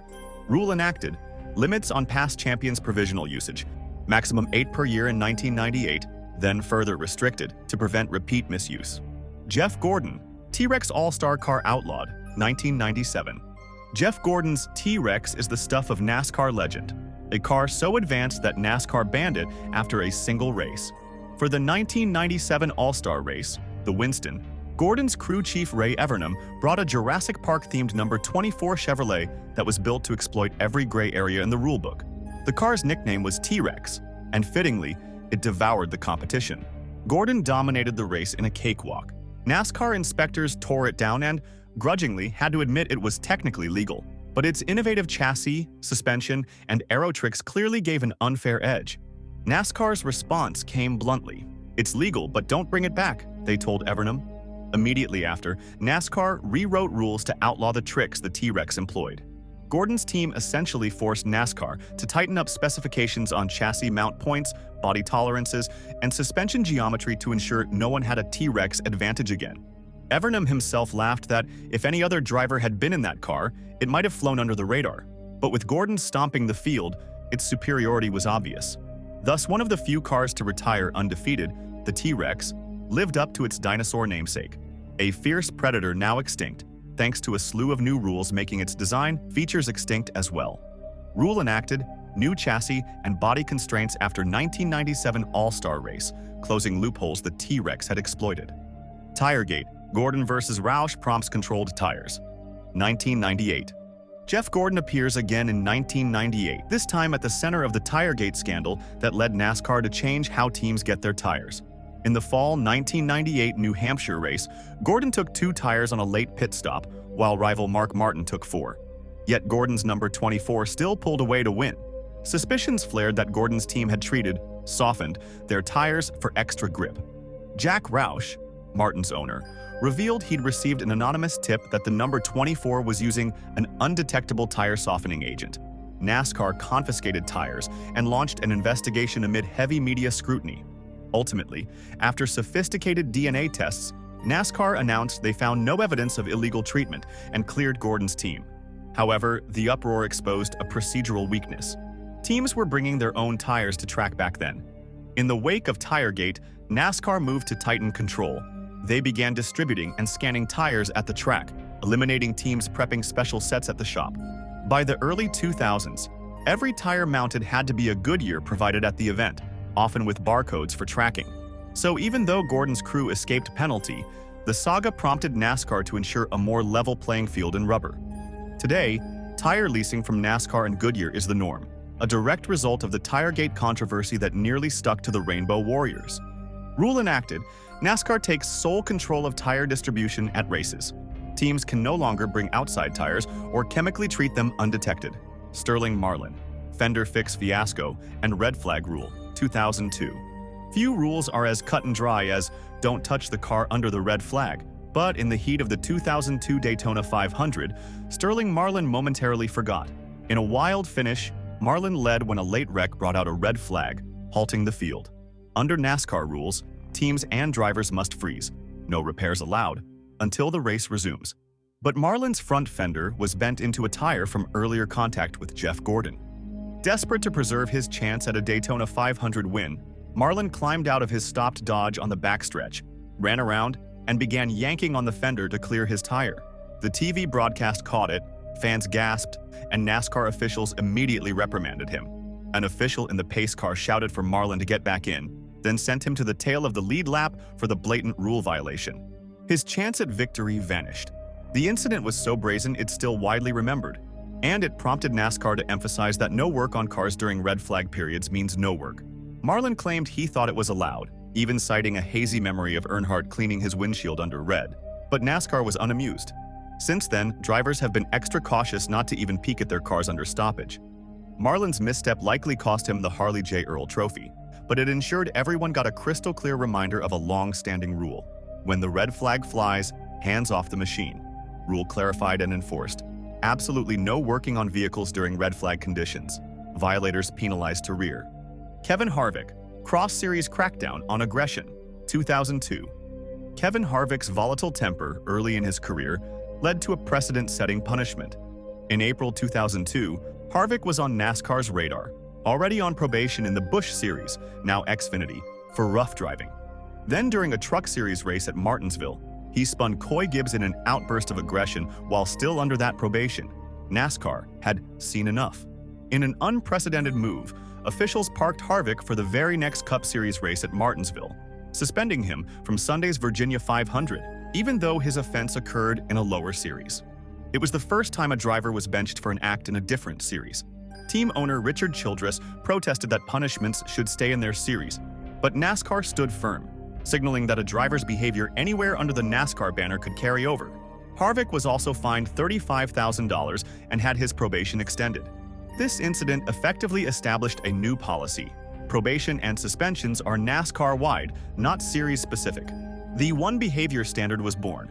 Drivers realized that tearing up a truck or Xfinity race could now cost them dearly on Sundays. Harvick grudgingly learned his lesson and toned it down for a while. The suspension sent shockwaves. Even veteran Rusty Wallace remarked it showed NASCAR was in charge. Today, it's accepted that if you're parked for rough driving, you'll be sitting out across all series, thanks to Happy Harvick's very unhappy weekend in 2002. Rule enacted. Disciplinary probation and suspensions apply across all NASCAR National Series, ending the separation of penalties. Jeff Burton, pit road loophole and the All-Star stop, 2002. Clever crew chief Frankie Stoddard and driver Jeff Burton engineered one of the craftiest trick plays in NASCAR All-Star history. One so clever, it prompted a rules change. In the 2002 Winston All-Star race, the first segment required all cars to make a 4-tire pit stop at some point. Burton's team realized their pit stall at Charlotte was located just before the start or finish line. Stoddard's genius idea was to stay on track until the final lap of the 40-lap segment, then dive to pit road for the required stop, take 4 tires super quick, and cross the finish line at pit exit to finish the segment without losing the lead lap. It worked brilliantly. Burton pitted as the white flag waved, sprinted 50 yards out of the pits, and was scored second for the segment, easily advancing. Broadcasters were stunned. This is either crazy or brilliant. NASCAR brass, impressed but wary, later tweaked the rules. Starting not long after, they closed pit road with 2 laps to go in any segment, and eventually in regular stages too, to prevent copycats. They also often specify when mandatory stops must occur, for example, between certain laps, to eliminate such timing loopholes. Burton's high IQ play thus lives in lore and the rulebook, thanks to a new clause shutting the window he exploited. As commentator Darrell Waltrip quipped after regaining his composure, "I've never seen that before. And thanks to the rule change, we likely never will again." Rule enacted. Pit road closed in final laps of segments and stages to prevent last lap pit stop loopholes. Carl Edwards, catch fence carnage, and the return of spoilers, 2009. Carl Edwards is known for his backflip celebrations, but in 2009, he was involved in a much more dangerous airborne flip that led to a rules change. On the final lap of the April Talladega race, Edwards' Ford was bumped by Brad Keselowski and turned sideways at nearly 190 miles per hour. The car lifted off, spinning into the catch fence at the finish line, miraculously not entering the grandstand, but spraying debris and injuring several fans. Edwards climbed out unhurt and jogged across the line on foot, but the incident underscored an issue. The then-new Car of Tomorrow used a wing on the rear deck instead of a spoiler, and many believed the wing contributed to liftoff. In direct response, NASCAR announced that the wing would be scrapped. By early 2010, cars were refitted with a traditional flat-blade rear spoiler instead of the twin-post wing. The change was aimed at altering aerodynamic flow to keep cars more grounded, and, as a bonus, appease fans who hated the wing's look. Additionally, NASCAR refined the roof flap design and beefed up fences. Edwards openly supported the changes. He had famously said after the crash, "We'll race hard, but no one wants to see this again." His frightening flight made NASCAR hit the reset button on aero packages. The spoiler's return was a direct result of Carl's wild ride, proving sometimes you have to grow wings, and then lose them, to learn to stay on the ground. Rule enacted, Car of Tomorrow rear wing replaced with traditional spoiler to reduce liftoff risk. Stronger fences and refined roof flaps implemented. Ryan Newman, the Newman bar for added protection, 2009 to 2013. Ryan Newman's knack for being in others' airborne crashes led to a safety innovation literally named after him. In 2009 at Talladega, Newman was involved in a harrowing last-lap wreck where another car, driven by Carl Edwards, flew into the catch fence and Newman's windshield. Later, in the 2010s, Newman had a series of incidents where cars landed on top of his number 39 and number 31, notably a 2013 crash where Kurt Busch's car came down on Newman's roof. Outspoken about safety, Newman lobbied NASCAR to strengthen the roll cage's frontal section around the driver. NASCAR's response was the so-called Newman bar, an added roof bar reinforcement stretching across the windshield top to bolster the cage in case of exactly those scenarios. By 2013, NASCAR quietly updated the roll cage design to include this bar, two full tubes forming a horizontal brace in all Cup cars. Its presence proved vital in 2020 when Newman survived a horrific Daytona 500 crash where his car went airborne and was struck on the driver's side by another at full speed. Precisely the kind of impact the Newman bar was meant to mitigate. Safety officials and fellow drivers credited Newman's past campaigning for quite literally saving his life in that crash. It's not often a driver lives to benefit from the rule change named after him, but Ryan Newman did. His string of bad luck incidents prompted a quiet but crucial mid-generation car update that significantly improved driver survival in freak accidents. Rule enacted addition of the Newman bar, extra roll cage tube across windshield, to enhance cockpit protection from roof or crush impacts. Clint Bowyer, Spingate, and Team Orders Policing, 2013. In the final race before the 2013 playoffs at Richmond, Clint Bowyer and his Michael Waltrip racing team set off a firestorm by trying to manipulate the race outcome. With 7 laps to go, Bowyer, already locked into the chase, spun his car on purpose after a coded radio call. "Is your arm itchy?" Apparently to bring out a caution and prevent rival Ryan Newman from winning and taking MWR teammate Martin Truex Jr.'s playoff spot. Concurrently, a second MWR car, Brian Vickers, was called to pit for no reason, further aiding the scheme. NASCAR officials smelled the wrongdoing immediately. The result was Spingate, one of the sport's biggest scandals. NASCAR hammered MWR with record fines and penalties, booted Truex out of the chase, and even added Jeff Gordon as an extra 13th chase entrant to right the wrong. More enduring was NASCAR's declaration that team orders or intentional cautions would not be tolerated. They amended the rulebook to explicitly ban actions detrimental to stock car racing, covering attempts to artificially alter race outcomes. From then on, radio communications are monitored for collusion, and severe penalties await anyone trying a Bowyer-style stunt. As NASCAR President Mike Helton said, it was a defining moment that drew a clear line.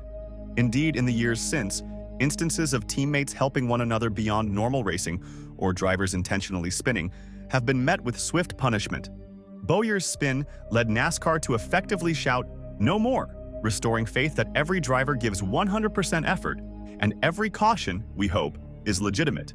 Rule enacted, strengthened, 100% rule, prohibiting intentional spins or team orders to manipulate race results with enhanced monitoring and penalties. Tony Stewart, on-track incidents, forced driver behavior rules, 2014 and 2016. Three-time champion Tony Stewart found himself at the center of 2 rule changes late in his career, one tragic, one oddly bureaucratic. First, in August 2014, Stewart, racing a sprint car on an off night, struck and killed another driver, Kevin Ward Jr., who had climbed out on track to confront him under caution. Though not in NASCAR, the incident had a ripple effect. Within days, NASCAR implemented a new rule barring drivers from exiting their cars after crashes until safety officials arrive, unless there's fire or immediate danger. This codified what was once common sense. No more angry striding onto a hot track allowed. Then, in 2016, smoke inadvertently prompted another rule. Recovering from injury, Stewart spoke out about NASCAR no longer enforcing teams to tighten all 5 lug nuts on wheels. He warned it was a safety issue if teams shorted lugs for faster stops. NASCAR fined Stewart $35,000 for criticizing officiating, but the outcry was loud. Merely a week later, NASCAR did a 180. It issued a rule that all lug nuts must be secured and began policing them again. Fans dubbed it the Tony Stewart rule, as his fine essentially bought a safety change. Stewart's swan song season thus saw NASCAR both mandate driver patience, stay in your darn car, and wheel security, no more 3-lug pit stops. Ever the agitator, Tony managed to leave his mark not just in trophies, but in the rulebook clauses that reign in driver fury and ensure 4 wheels stay on. Rules enacted. Drivers must remain in cars during on-track incidents. Mandatory tightening of all lug nuts on wheels, reversing a lax policy. Kurt Busch, Personal Conduct, Policy and Suspension, 2015. Former champion Kurt Busch's volatile behavior off the track led NASCAR to assert a new zero-tolerance stance on conduct. In late 2014, Busch was accused of domestic assault by his ex-girlfriend, a legal case dubbed the Sheriff Star incident. Although the case was still under investigation with no charges yet, in February 2015, a family court issued a restraining order citing possibility of abuse. NASCAR took the unprecedented step of suspending Busch indefinitely just days before the Daytona 500, citing actions detrimental to stock car racing, effectively a personal conduct policy in action. This was the first time a driver was benched for an off-track domestic issue. It signaled that NASCAR's code of conduct extends beyond the cockpit. The suspension was lifted after about a month when authorities declined to press charges, but the message was sent. NASCAR would act swiftly in matters of violence or moral turpitude, even absent a criminal conviction. This situation led NASCAR to formalize its rulebook language around behavioral expectations for its members, similar to stick-and-ball leagues. Indeed, later in 2015, NASCAR introduced its behavioral penalty section more clearly. Busch's case, coming on the heels of NFL's domestic violence spotlight, pushed NASCAR to demonstrate that its participants are accountable for personal actions. The rule going forward is clear. If you're under credible accusation of serious misconduct, you may find yourself parked. Busch's own brother Kyle noted that NASCAR did what it had to do. Rule enforced, NASCAR's off-track personal conduct policy, including suspension for domestic violence allegations, even without legal resolution. Kyle Busch. The Kyle Busch Rules for Age and Dominance, 2001 and 2017. Kyle Busch's extraordinary career forced not one but two rule changes bearing his name. First came his precocious rise. In 2001, 16-year-old Busch ran several Truck Series races, impressing everyone. But at Fontana that fall, a tobacco-sponsored race on the same weekend, in another series, barred minors on track. Kyle was pulled from the event. NASCAR leadership then reconsidered its age policy. Just weeks later, it instituted a strict minimum age of 18 for all top national series, Cup Busch Truck, effective January 2002. The change, unofficially dubbed the Kyle Busch Rule, sidelined young Busch for 2 years until he turned 18. Fast forward to the 2010s. Now a Cup champion, Kyle was dominating NASCAR's Junior Series, racking up wins in Xfinity and trucks to the point of fan backlash. In 2017, NASCAR finally moved to limit Cup veterans' participation. They ruled that elite drivers with 5+ years Cup experience could run only a handful of Xfinity and truck races per year, originally 10 Xfinity and 7 truck, and none in those series playoffs. Again, this was nicknamed the Kyle Busch Rule, as Busch's habit of torching the Xfinity field prompted it. Kyle himself joked, "This is Kyle Busch 2.0. They want to eliminate the strongest force, us." Love him or not, Busch's impact is undeniable. He was so young he raised the entry age, and so good he got booted, mostly, out of the minors. Rules enacted: minimum driver age of 18 for National Series, limits on Cup veterans in Xfinity and truck, 10 and now 5 races max, aka the Kyle Busch 2.0 rule. Brad Keselowski, tweeting from the car band, 2012. During the 2012 Daytona 500, Brad Keselowski did something no one had seen before.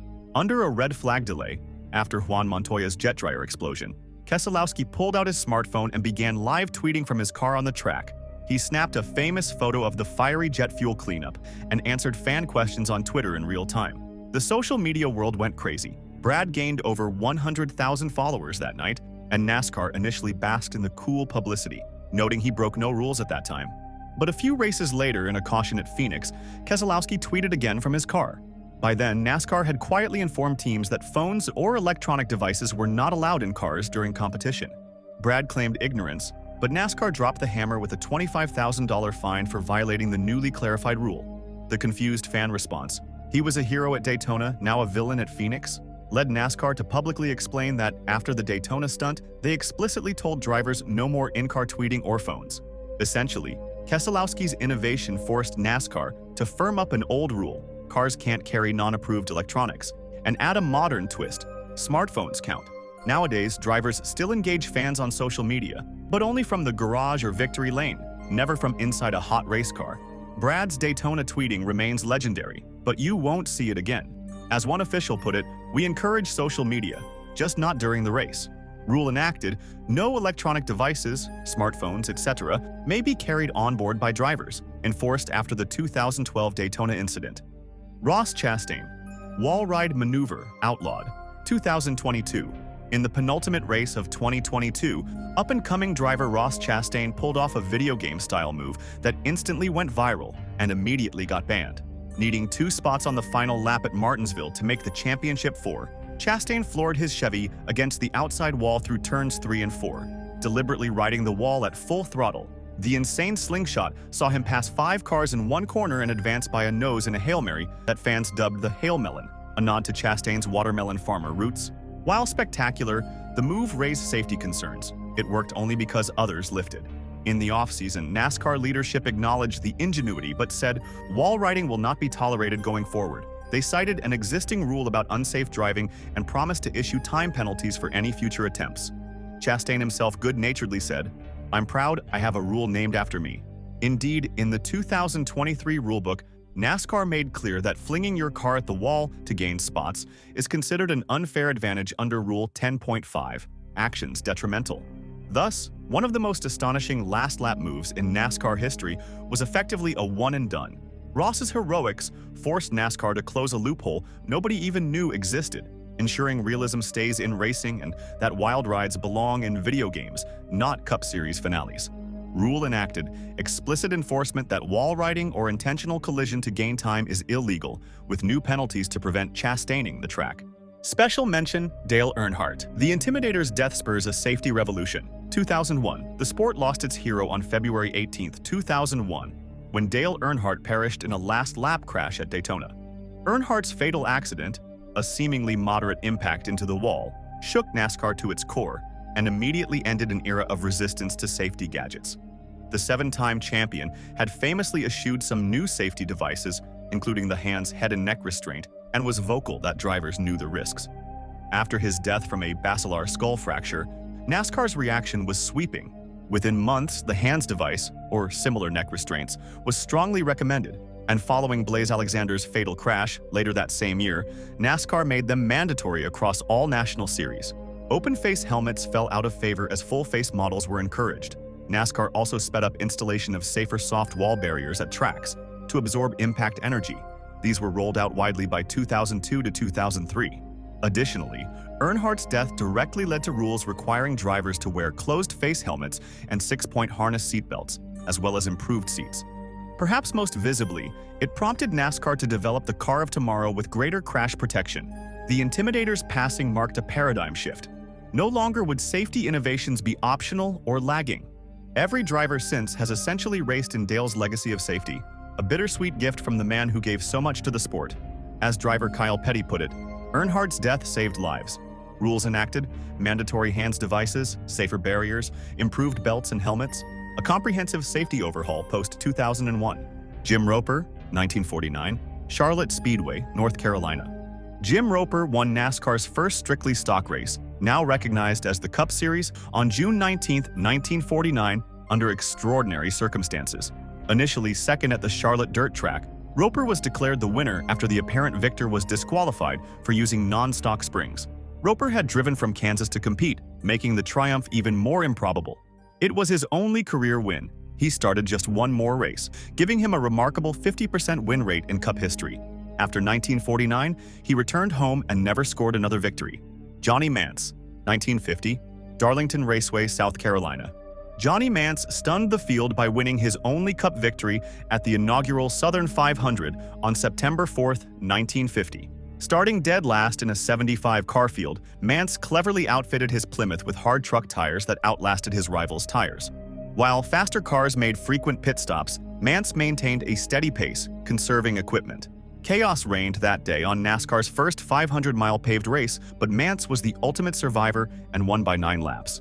He ran only a handful of NASCAR races thereafter, focusing on other series, and never won another Cup event. Bill Rexford, 1950, Canfield Speedway, Ohio. At age 23, Bill Rexford captured the 1950 NASCAR Championship with a single victory to his name. His lone win came in the Poor Man's 500 at Canfield on May 30, 1950, where he seized the lead on lap 121 and finished 2 laps ahead. Rexford's consistent finishes, 11 top 10s that season, edged out legends Fireball Roberts and Lee Petty for the title. He remains the only Cup Series champion with just one career win. A dispute with his car owner and injuries curtailed his career, and Rexford never visited victory lane again. Wendell Scott, 1963, Speedway Park, Jacksonville, Florida. On December 1, 1963, at Jacksonville Speedway Park, a half-mile dirt track, Wendell Scott became the first black driver to win a NASCAR Grand National race. He passed Richard Petty with 25 laps remaining in the 200-lap Jacksonville 200, eventually winning by 2 laps over Buck Baker, despite officials initially declaring Baker the victor. After a 2-hour scoring review, Scott was formally awarded the win, but the trophy ceremony had already passed, and he never celebrated in victory lane. Over a 13-year career of 495 starts, Scott earned 147 top 10s. Though limited by racism, lack of factory support, and outdated equipment, this remained his sole Cup Series win. Mario Andretti, 1967, Daytona 500, Daytona Beach, Florida. International racing star Mario Andretti won the 1967 Daytona 500, marking his sole NASCAR victory. Driving a Ford for Holman Moody, Andretti dominated the Great American Race, leading 112 of 200 laps and beating NASCAR hero Fred Lorenzen to the finish under caution. It was a stunning feat, making Andretti the first driver born outside the U.S. to win a Cup race. Having excelled in IndyCar and Formula One, Andretti ran only 14 Cup races in his career, focusing elsewhere thereafter, and never captured another NASCAR win. Richard Brickhouse, 1969, Talladega 500, Alabama International Motor Speedway. Richard Brickhouse prevailed in one of NASCAR's most controversial races, the inaugural Talladega 500 on September 14, 1969. Top drivers boycotted the event over tire safety, so a patchwork field of fill-in racers took the green. Brickhouse, driving a Dodge Daytona, emerged from the 36-car field to take the checkered flag as only 15 cars finished. It was his first and only Cup win. He competed in 38 other Cup races without another victory. Brickhouse's upset demonstrated that on the biggest superspeedway, underdogs could triumph, even if just once. Mark Donohue, 1973, Western 500, Riverside, California. Famed road racer Mark Donohue scored a single NASCAR victory in the January 1973 Riverside Road Course race. In just his 4th Cup start, Donohue piloted Roger Penske's AMC Matador to win the Western 500, showcasing his world-class talent on a winding circuit. This win was Team Penske's first in NASCAR and remains the last Cup victory by a true part-time road course ringer driver. Donohue only entered 2 more Cup events. Tragically, he died in 1975 from injuries in a Formula One crash, leaving behind a unique 1-win NASCAR legacy. Dick Brooks, 1973, Talladega 500, Alabama. Dick Brooks was a steady NASCAR campaigner who tallied 358 Cup starts, but only 1 win. That victory came in the 1973 Talladega 500, a race already notorious for its bizarre happenings. Brooks survived the attrition at the 2.66-mile superspeedway and led the final 8 laps to grab the win in an upset. In that same race, rival Bobby Isaac famously withdrew after hearing voices, adding to the lore. Though Brooks logged 57 top 5 finishes in his career, he never again found victory lane, often hampered by mid-tier equipment. Earl Ross, 1974, Old Dominion 500, Martinsville Speedway, Virginia. Earl Ross became the first Canadian to win a NASCAR Cup race with his lone victory in the Old Dominion 500 at Martinsville on September 29, 1974. Driving a Junior Johnson Chevrolet, Ross dominated the tight Martinsville Oval, finishing a lap ahead of Buddy Baker. Only 10 of the 30 starters were running at the finish, highlighting the race's attrition. Ross earned 1974 Rookie of the Year honors but ran only part-time afterward. After that breakthrough win, he returned to racing in Canada and never claimed another Cup triumph, making his stateside victory a singular achievement. Ron Bouchard, 1981, Talladega 500, Alabama. In August 1981, rookie Ron Bouchard pulled off a breathtaking upset at Talladega Superspeedway. Coming to the checkered flag of the Talladega 500, Bouchard was third in a tight draft but swept low to pass Darrell Waltrip and Terry Labonte in the final yards, winning by inches. It was his first Cup win in just his 11th start and earned him 1981's Rookie of the Year. Driving for a small independent team, Bouchard never won again, as he seldom had equipment capable of repeating the feat. Nonetheless, his dramatic slingshot victory remains one of Talladega's legendary finishes. Greg Sachs, 1985, Firecracker 400, Daytona Beach, Florida. Greg Sachs' lone Cup win came in spectacular fashion at the 400-mile Daytona Speedway on July 4th, 1985. In a one-off drive for DieGuard Racing's research and development team, Sachs surprised the field with an unexpectedly fast Chevrolet. He charged past superstar Bill Elliott late in the race and pulled off a shocking upset to claim the Firecracker 400. This triumph, the only one of Sachs' career, came despite him not being a regular on the tour. After the win, Sachs never had a comparable ride again, and he never returned to victory lane in Cup competition. Lake Speed, 1988, Trans-South 500, Darlington Raceway, South Carolina. Lake Speed finally notched his Soul Cup win on March 27, 1988, at the grueling Darlington Oval. The independent owner-driver capitalized on an afternoon of attrition. Multiple wrecks thinned the competition, and his number 83 Oldsmobile was hooked up. Speed led a remarkable 178 of 367 laps, including the final 49 circuits, to win the Trans-South 500 by 19 seconds. It was his 164th career start and first victory. Despite a fast name and a long career with 402 starts, Speed never won again, as funding challenges kept his team from reaching those heights a second time. Phil Parsons, 1988, Winston 500, Talladega Superspeedway, Alabama. Phil Parsons, younger brother of Hall of Famer Benny Parsons, claimed his only Cup victory in the Winston 500 at Talladega in May 1988. Driving an Oldsmobile for the Underdog Jackson Brothers team, Parsons led 52 laps, including the crucial final miles, amid the high-speed pack racing Talladega is known for. The win was a popular one, and Phil's transition from driver to TV commentator later kept him in the sports spotlight. However, on the track, he never managed another win in his 203 Cup starts, as he never again had a ride as competitive as that day in '88. Brett Bodine, 1990, First Union 400, North Wilkesboro Speedway, North Carolina. Brett Bodine's only victory, earned at North Wilkesboro on April 22, 1990, came shrouded in controversy. In the days before electronic scoring, a mix-up under caution caused the pace car to pick up Bodine as the leader mistakenly, giving him track position he might not have had. Regardless, Bodine proved worthy. He led the most laps that day and was first to the finish. The win stood, but critics debated it for years. Brett, the middle of the three racing Bodine brothers, never won another Cup race, eventually becoming a backmarker team owner and later a NASCAR official. Jerry Nadeau, 2000, Napa 500, Atlanta Motor Speedway, Georgia. Jerry Nadeau's lone victory came in the 2000 season finale at Atlanta, driving the number 25 Chevrolet for Hendrick Motorsports. Nadeau started from the pole and led 155 laps, including the final lap, on the slick Georgia Oval, holding off the legendary Dale Earnhardt to secure the win. It seemed to herald a promising future for the young driver. Unfortunately, in May 2003, Nadeau's career was cut short by a serious practice crash that left him with critical injuries. He never raced in Cup again, making that Atlanta triumph his first and last Cup win. Johnny Benson Jr., 2002, Pop Secret 400, North Carolina Speedway, Rockingham. Former Busch Series Xfinity champion Johnny Benson Jr. achieved his Soul Cup win at Rockingham on November 3, 2002. Driving the number 10 Pontiac, Benson dueled and ultimately held off three hard-charging Roush Racing Fords, ironically, drivers from the team he'd left 2 years prior. The victory was popular in the garage, as Benson was respected as a steady veteran. However, he injured his ribs in a wreck the next season and lost his Cup ride.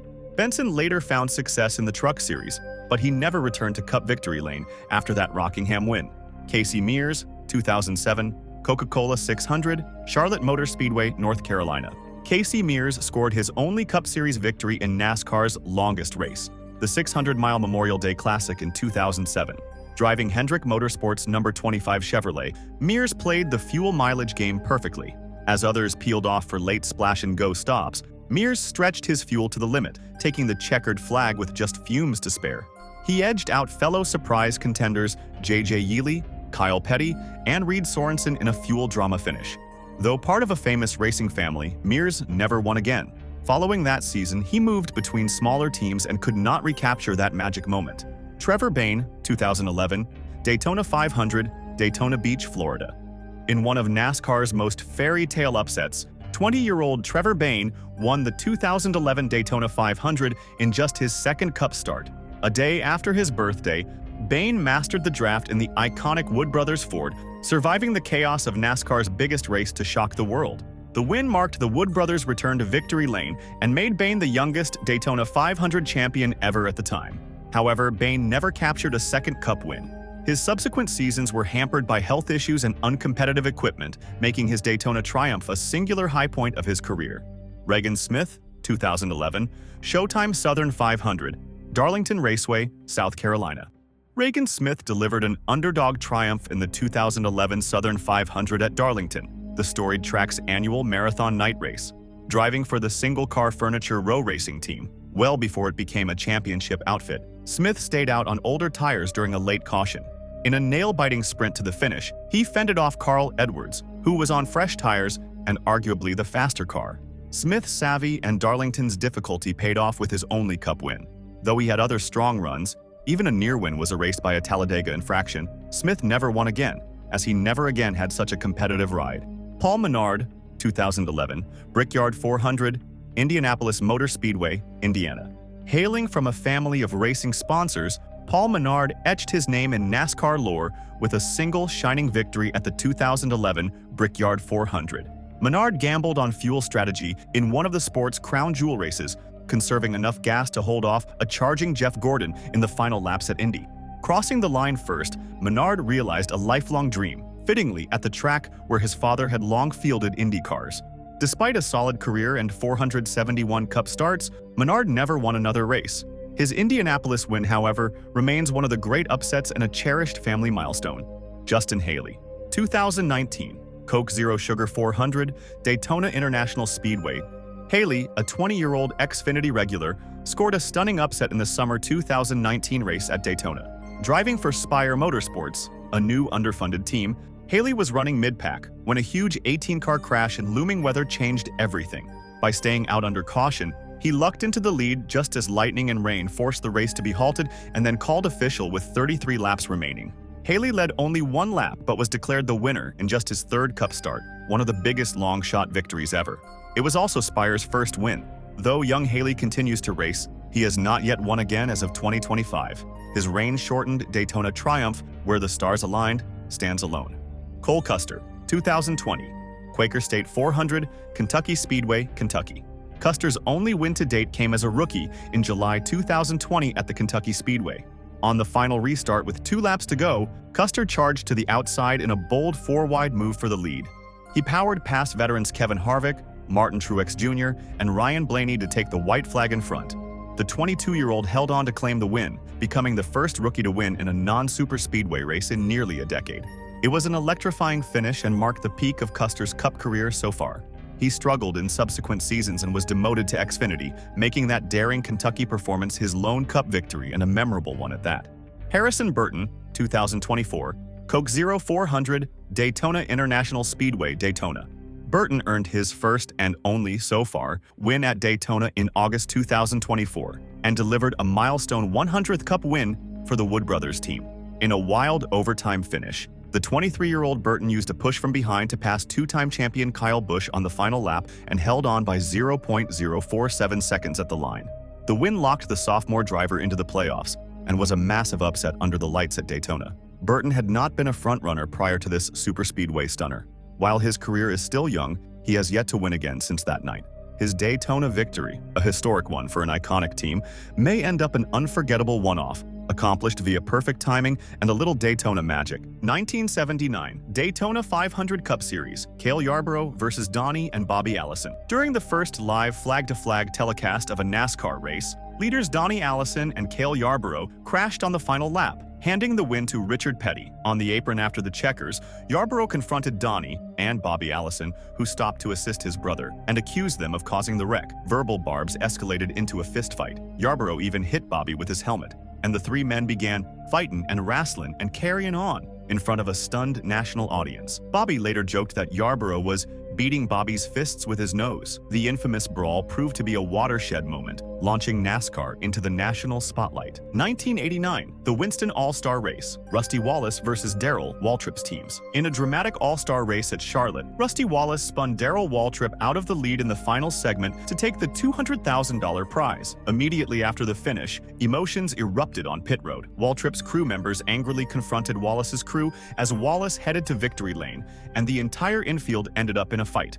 Dozens of crewmen brawled in a sprawling melee. a rare sight with so many people involved. A furious Waltrip famously quipped, "I just hope he chokes on that $200,000 about Wallace." Wallace apologized days later, calling it a racing incident, and the two eventually made peace. But the crew versus crew brawl at the Winston, with punches flying and teams piled in a heap, remains one of NASCAR's most notorious post-race altercations. 1995 Miller Genuine Draft 400, Michigan Cup, Michael Waltrip versus Lake Speed. After a hard-fought race at Michigan, normally mild Lake Speed had bumped past Michael Waltrip on track, angering Waltrip. On pit road after the finish, Waltrip pulled alongside Speed's car, yanked down Speed's window net, and threw two quick punches at Speed's helmeted head. Speed wasn't hurt, his helmet took the blows, but was stunned and furious. He briefly considered using his car as retaliation, but thought better of it. NASCAR reacted sternly. Waltrip was hit with a $10,000 fine for the very public assault, which occurred on live TV. The incident, Waltrip tattooing Speed's helmet with his fists, was one of the first major driver-on-driver punches caught on national television, and it earned Waltrip a hefty penalty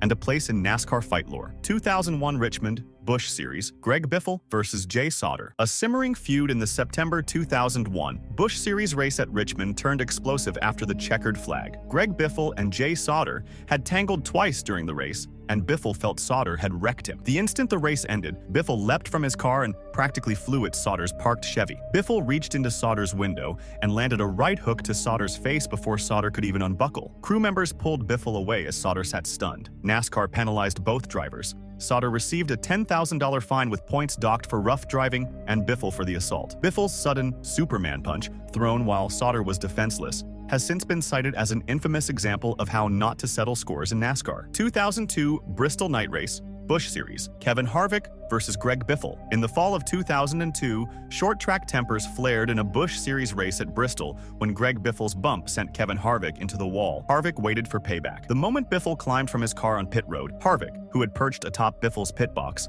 pounced. He leapt off the pit stand onto Biffle, grabbing Biffle's firesuit and throwing him against the car. The two wrestled as crews jumped in to separate them. Harvick's acrobatic attack, dubbed a Spider-Man move by some, earned him comparisons to a WWE wrestler. No serious harm was done, but NASCAR wasn't amused. Harvick, already on probation for prior incidents, was parked for the next Cup race as punishment. The Harvick-Biffle scrap demonstrated how Bristol's tight quarters can ignite driver fury in an instant. 2003 GFS 400, Michigan Cup, Jimmy Spencer versus Kurt Busch. A long-running feud reached its peak after the August 2003 Cup race at Michigan. Kurt Busch had been trading paint and barbs with veteran Jimmy Spencer for years. In Michigan's garage area, Spencer finally snapped. He stormed over to Busch's car and punched Busch in the face through the window as Busch sat belted in. The blow bloodied Busch's nose and reportedly chipped a tooth. NASCAR took immediate action, suspending Spencer for at least one race and fining him $25,000 for over-the-line violence. Local police even investigated the assault as a possible battery. Busch was placed on probation to team owner Jack Roush's outrage, since Busch was merely the victim. The image of the burly Spencer slugging the younger Busch and the ensuing suspension underscored NASCAR's zero-tolerance stance on garage area fisticuffs. 2010 AAA Texas 500, Texas Cup, Jeff Gordon versus Jeff Burton. In a bizarre incident under caution at Texas, Jeff Burton wrecked Jeff Gordon in retaliation for earlier contact, with both cars already slowed for the yellow. A furious Gordon emerged from his crashed Chevy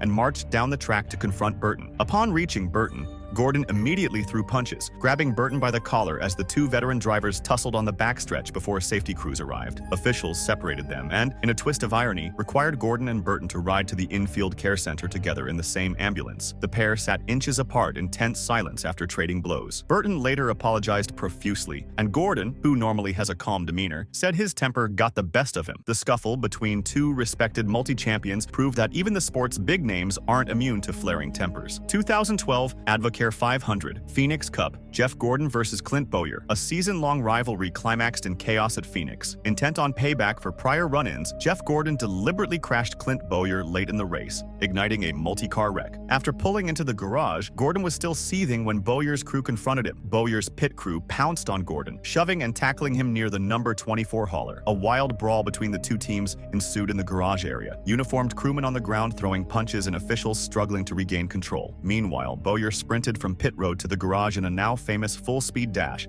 trying to join the fight. Although Bowyer never got to Gordon in the scrum, the melee was caught on live TV, shocking viewers. Gordon was pulled into his hauler by team members for safety as Bowyer was restrained. NASCAR penalized Gordon $100,000 and 25 points for intentionally wrecking Bowyer and put both crews on probation. The Gordon-Bowyer brawl, complete with Bowyer's cartoonish sprint, remains one of the most talked about NASCAR fights of the modern era. 2013 Auto Club 400 Fontana Cup, Tony Stewart versus Joey Logano. Intense racing for the win led to fury on pit road in Fontana. On a late restart, Joey Logano aggressively blocked Tony Stewart, forcing Stewart low and ruining his shot at victory. After the race, which neither won, Stewart hunted down Logano on pit road. He exited his car, stomped over, and immediately threw punches at Logano, sparking a scrum between the number 14 and number 22 teams. Crew members tackled Stewart and shielded Logano, whose crew chief got caught in the middle. He's a tough guy on pit road when his crew is there. Until then, he's a scared little kid. Stewart fumed about Logano afterward. As Logano lobbed a water bottle at him, Stewart vowed to teach the 22-year-old a lesson. Neither driver was penalized for the brief fistfight, but Stewart's post-brawl tirade, calling Logano nothing but a little rich kid, and the visual of Stewart's raw fury made this confrontation an instant highlight. It underscored the bad blood between the veteran Smoke and the upstart Logano. 2014 Toyota owners,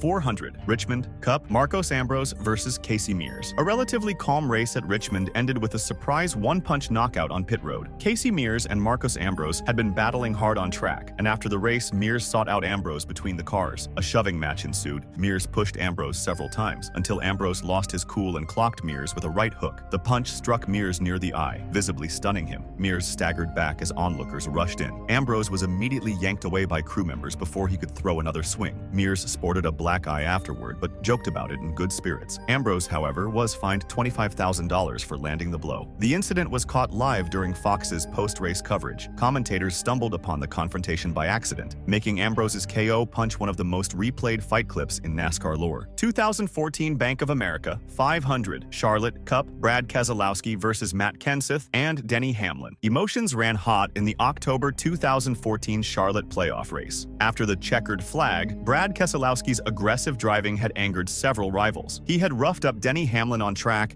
and even sideswiped Tony Stewart's car on pit road during cooldown. As Keselowski walked between team haulers, still wearing his helmet, an incensed Matt Kenseth sprang out of the shadows and jumped Keselowski from behind. Kenseth grabbed Keselowski in a chokehold headlock against a hauler, throwing wild punches as crew members piled in to separate them. Moments earlier, Keselowski also had a face-to-face shouting match with Hamlin near pit road, with Hamlin needing to be held back. The usually calm Kenseth later said Keselowski ruined his day, so he wanted to return the favor. NASCAR fined Keselowski $50,000 and Kenseth $25,000 for the post-race chaos, and Stewart $25,000 for plowing into Keselowski's car. The Kenseth ambush, likened to a backstage wrestling attack, showed that even a mild-mannered veteran had a breaking point. 2014 AAA Texas 500 Texas Cup, Jeff Gordon versus Brad Keselowski. The fall 2014 Texas playoff race produced one of NASCAR's ugliest pit road brawls. On a green-white checkered restart, Brad Keselowski made a three-wide move. Contact was made, and Jeff Gordon's tire was cut down, spoiling his shot at a win. After the race, an infuriated Gordon confronted Keselowski on pit road, shouting and grabbing at him. Before Keselowski could respond, Gordon's pit crew and Keselowski's Team Penske crew descended into an all-out fight. In the melee, Keselowski was punched and tackled to the pavement, and Gordon got hit in the mouth amid the scrum, leaving him visibly bloodied in post-race interviews. Dozens of crew members were involved as officials struggled to pull people apart. Kevin Harvick even gave Keselowski a shove from behind to ensure the confrontation escalated. The brawl, captured live on national TV, left both drivers fuming. "He's a dipshit," Gordon snapped about Keselowski on camera, while Keselowski cited an Ayrton Senna quote to justify his aggressive move. NASCAR did not penalize the drivers, but suspended 4 Hendrick crewmen and fined 2 others for their roles in the fight. This wild Texas tussle, with a bloody-faced Gordon and a crew member seen kicking Keselowski on the ground, remains one of the most famous driver-crew brawls in NASCAR history. 2016 Driving for Lineman 200, Gateway Truck, John West Townley versus Spencer Gallagher. A late-race wreck at Gateway set the stage for a rare on-track fistfight. After tangling twice and crashing hard in the final laps, Spencer Gallagher and John West Townley climbed out of their trucks with tempers flaring. Words were exchanged, then suddenly the 2 drivers dropped their helmets and began wrestling on the track. Townley tackled Gallagher to the ground in turn 1, and the 2 grappled in the neon-lit night as the crowd roared. Townley landed several punches, a smattering of punches as described on Gallagher while pinned on the asphalt. Officials and crew members eventually separated the pair. The bizarre scuffle, part tackle, part slow-motion brawl, both men appeared exhausted in the summer heat, instantly went viral. NASCAR fined Townley $15,000 and Gallagher $12,500 for the spectacle and placed them on probation. Fans jokingly gave the tussle WWE-style commentary, and the fight even earned an ESPN Not Top 10 highlight, marking it as one of the Truck Series' most memorable altercations. 2016 Chevrolet Silverado 250 Mosport Truck Cole Custer versus John Hunter Nemechek. A wild finish on the Canadian road course led to a fight in the grass. Coming to the checkered flag at Canadian Tire Motorsport Park, John Hunter Nemechek leaned on Cole Custer, shoving Custer's truck into the dirt as they drag raced for the win. Nemechek's truck barely inched ahead at the line amid contact. After a moment of confusion, as NASCAR reviewed the photo finish, Custer took matters into his own hands, literally. He found Nemechek on the front stretch and launched into him, tackling Nemechek to the ground in a full-body takedown. The two rolled in the grass, exchanging grabs and shoves as officials rushed in. "I got taken out, so I tackled him," Custer said unapologetically. Nemechek, still awarded the win, remarked, "Rubbin's racing. If roles were reversed, he'd have done the same." NASCAR opted not to penalize Custer's zeal, since no punches landed, and emotions are expected in a title fight. The image of Custer bull-rushing Nemechek remains one of the Truck Series' most iconic fight moments, often dubbed the Mosport tackle heard round the world. 2017 Cobalt 400 Las Vegas Cup Kyle Busch versus Joey Logano. A last-lap incident led to punches on pit road. Kyle Busch and Joey Logano were battling for third at Las Vegas when Logano's number 22 drifted up into Busch's number 18, sending Busch spinning on pit entry as the race ended. Busch, feeling wrecked intentionally, strode straight to Logano's pit crew after the cooldown and threw a punch at Logano on pit lane. In an instant, Logano's crew tackled Busch to the ground. A pileup ensued, crewmen pinning Busch down while swinging at anyone they could. Amid the scrum, officials yanked Busch out, leaving him with a bloody gash on his forehead as he was escorted away. Logano emerged unscathed and claimed innocence, saying Busch misjudged the situation. A furious Busch told Fox, "There wasn't a fight, I got sucker punched by nothing," and promised to handle it later, adding, "He'll get it." NASCAR reviewed the footage and issued no penalties, calling it emotions on display. The visual of an enraged Busch being dragged away bleeding and Logano's crew's scuffle made the highlight reels, another reminder of how quickly things can explode when hard racing goes awry. 2020 Alsco 300 Kentucky Xfinity. Noah Gragson versus Harrison Burton. Teammates turned combatants in the Xfinity series. After the Kentucky race, Harrison Burton of Joe Gibbs Racing was upset with JR Motorsports' Noah Gragson for a late race bump. Burton confronted Gragson in the garage. As cameras rolled, Burton shoved Gragson and got in his face. Gragson responded by throwing a right-hand punch, and Burton answered in kind. The two young drivers briefly trading blows before their crews separated them. It was over in seconds, but both landed shots. Burton, normally calm, was livid that Gragson's aggressive driving cost them positions. Gragson, never one to back down, said he had no regrets about defending himself. Neither driver was penalized for the scuffle. A couple weeks later, Burton joked about the incident, saying he just laughed it off. In retrospect, the Gragson-Burton dust-up showed that even NASCAR's rising stars carry on the sport's tradition of settling scores with fists when needed. 2021 Echo Park 250 Atlanta Xfinity. Noah Gragson versus Daniel Hemrick. Pit road at Atlanta saw tempers flare between Gragson and another rival. During a mid-race stop, Gragson had backed up into Daniel Hemrick's stall, nearly hitting Hemrick's crew. This thoroughly infuriated Hemrick. Post-race, as Gragson was giving an interview, Hemrick marched over and attacked Gragson, shoving him against his car. Gragson dropped his mic and threw a punch. A brief flurry of swings ensued between the two before they were pulled apart. In the melee, Gragson landed a shot that cut Hemrick above the eye, while Hemrick landed one on Gragson's jaw. "He got popped in the eye, so we're even," Hemrick quipped afterward, sporting a shiner. Gragson showed no remorse, calling Hemrick's move unprofessional while smirking about the brawl. NASCAR summoned Gragson, but ultimately did not penalize him, ruling that his dangerous backing into Hemrick's car was not deliberate. The incident added to Gragson's growing bad boy reputation and produced an instantly viral clip. Even Fox's commentators were caught off guard on live TV as the fight erupted behind them. 2022 Call 811 before you dig. 250 Martinsville Xfinity Ty Gibbs versus Sam Mayer. High stakes and hot tempers led to a headline-grabbing fight under the lights at Martinsville. Ty Gibbs was furious after losing both the race win and a $100,000 bonus to Sam Mayer in a last lap scramble. Gibbs decided to handle it with his fists. On the cool-down lap, Gibbs door-slammed Mayer's car in anger. Then on pit road, Gibbs, helmet still on, confronted Mayer. After a brief shouting match, Gibbs shoved Mayer and started to walk off. Mayer pursued, and the two began throwing punches. Gibbs unleashed a right hook that connected with Mayer's face, and a wild brawl erupted. Crew members and NASCAR officials swarmed them. In the scuffle, one official was knocked down and injured, and both drivers ended up grappling on the ground. Mayer later vented that Gibbs kept his helmet on. Obviously, he was scared, had it in his mind to throw a punch the whole time. Mayer said, "Gibbs, unrepentant, said things, built up,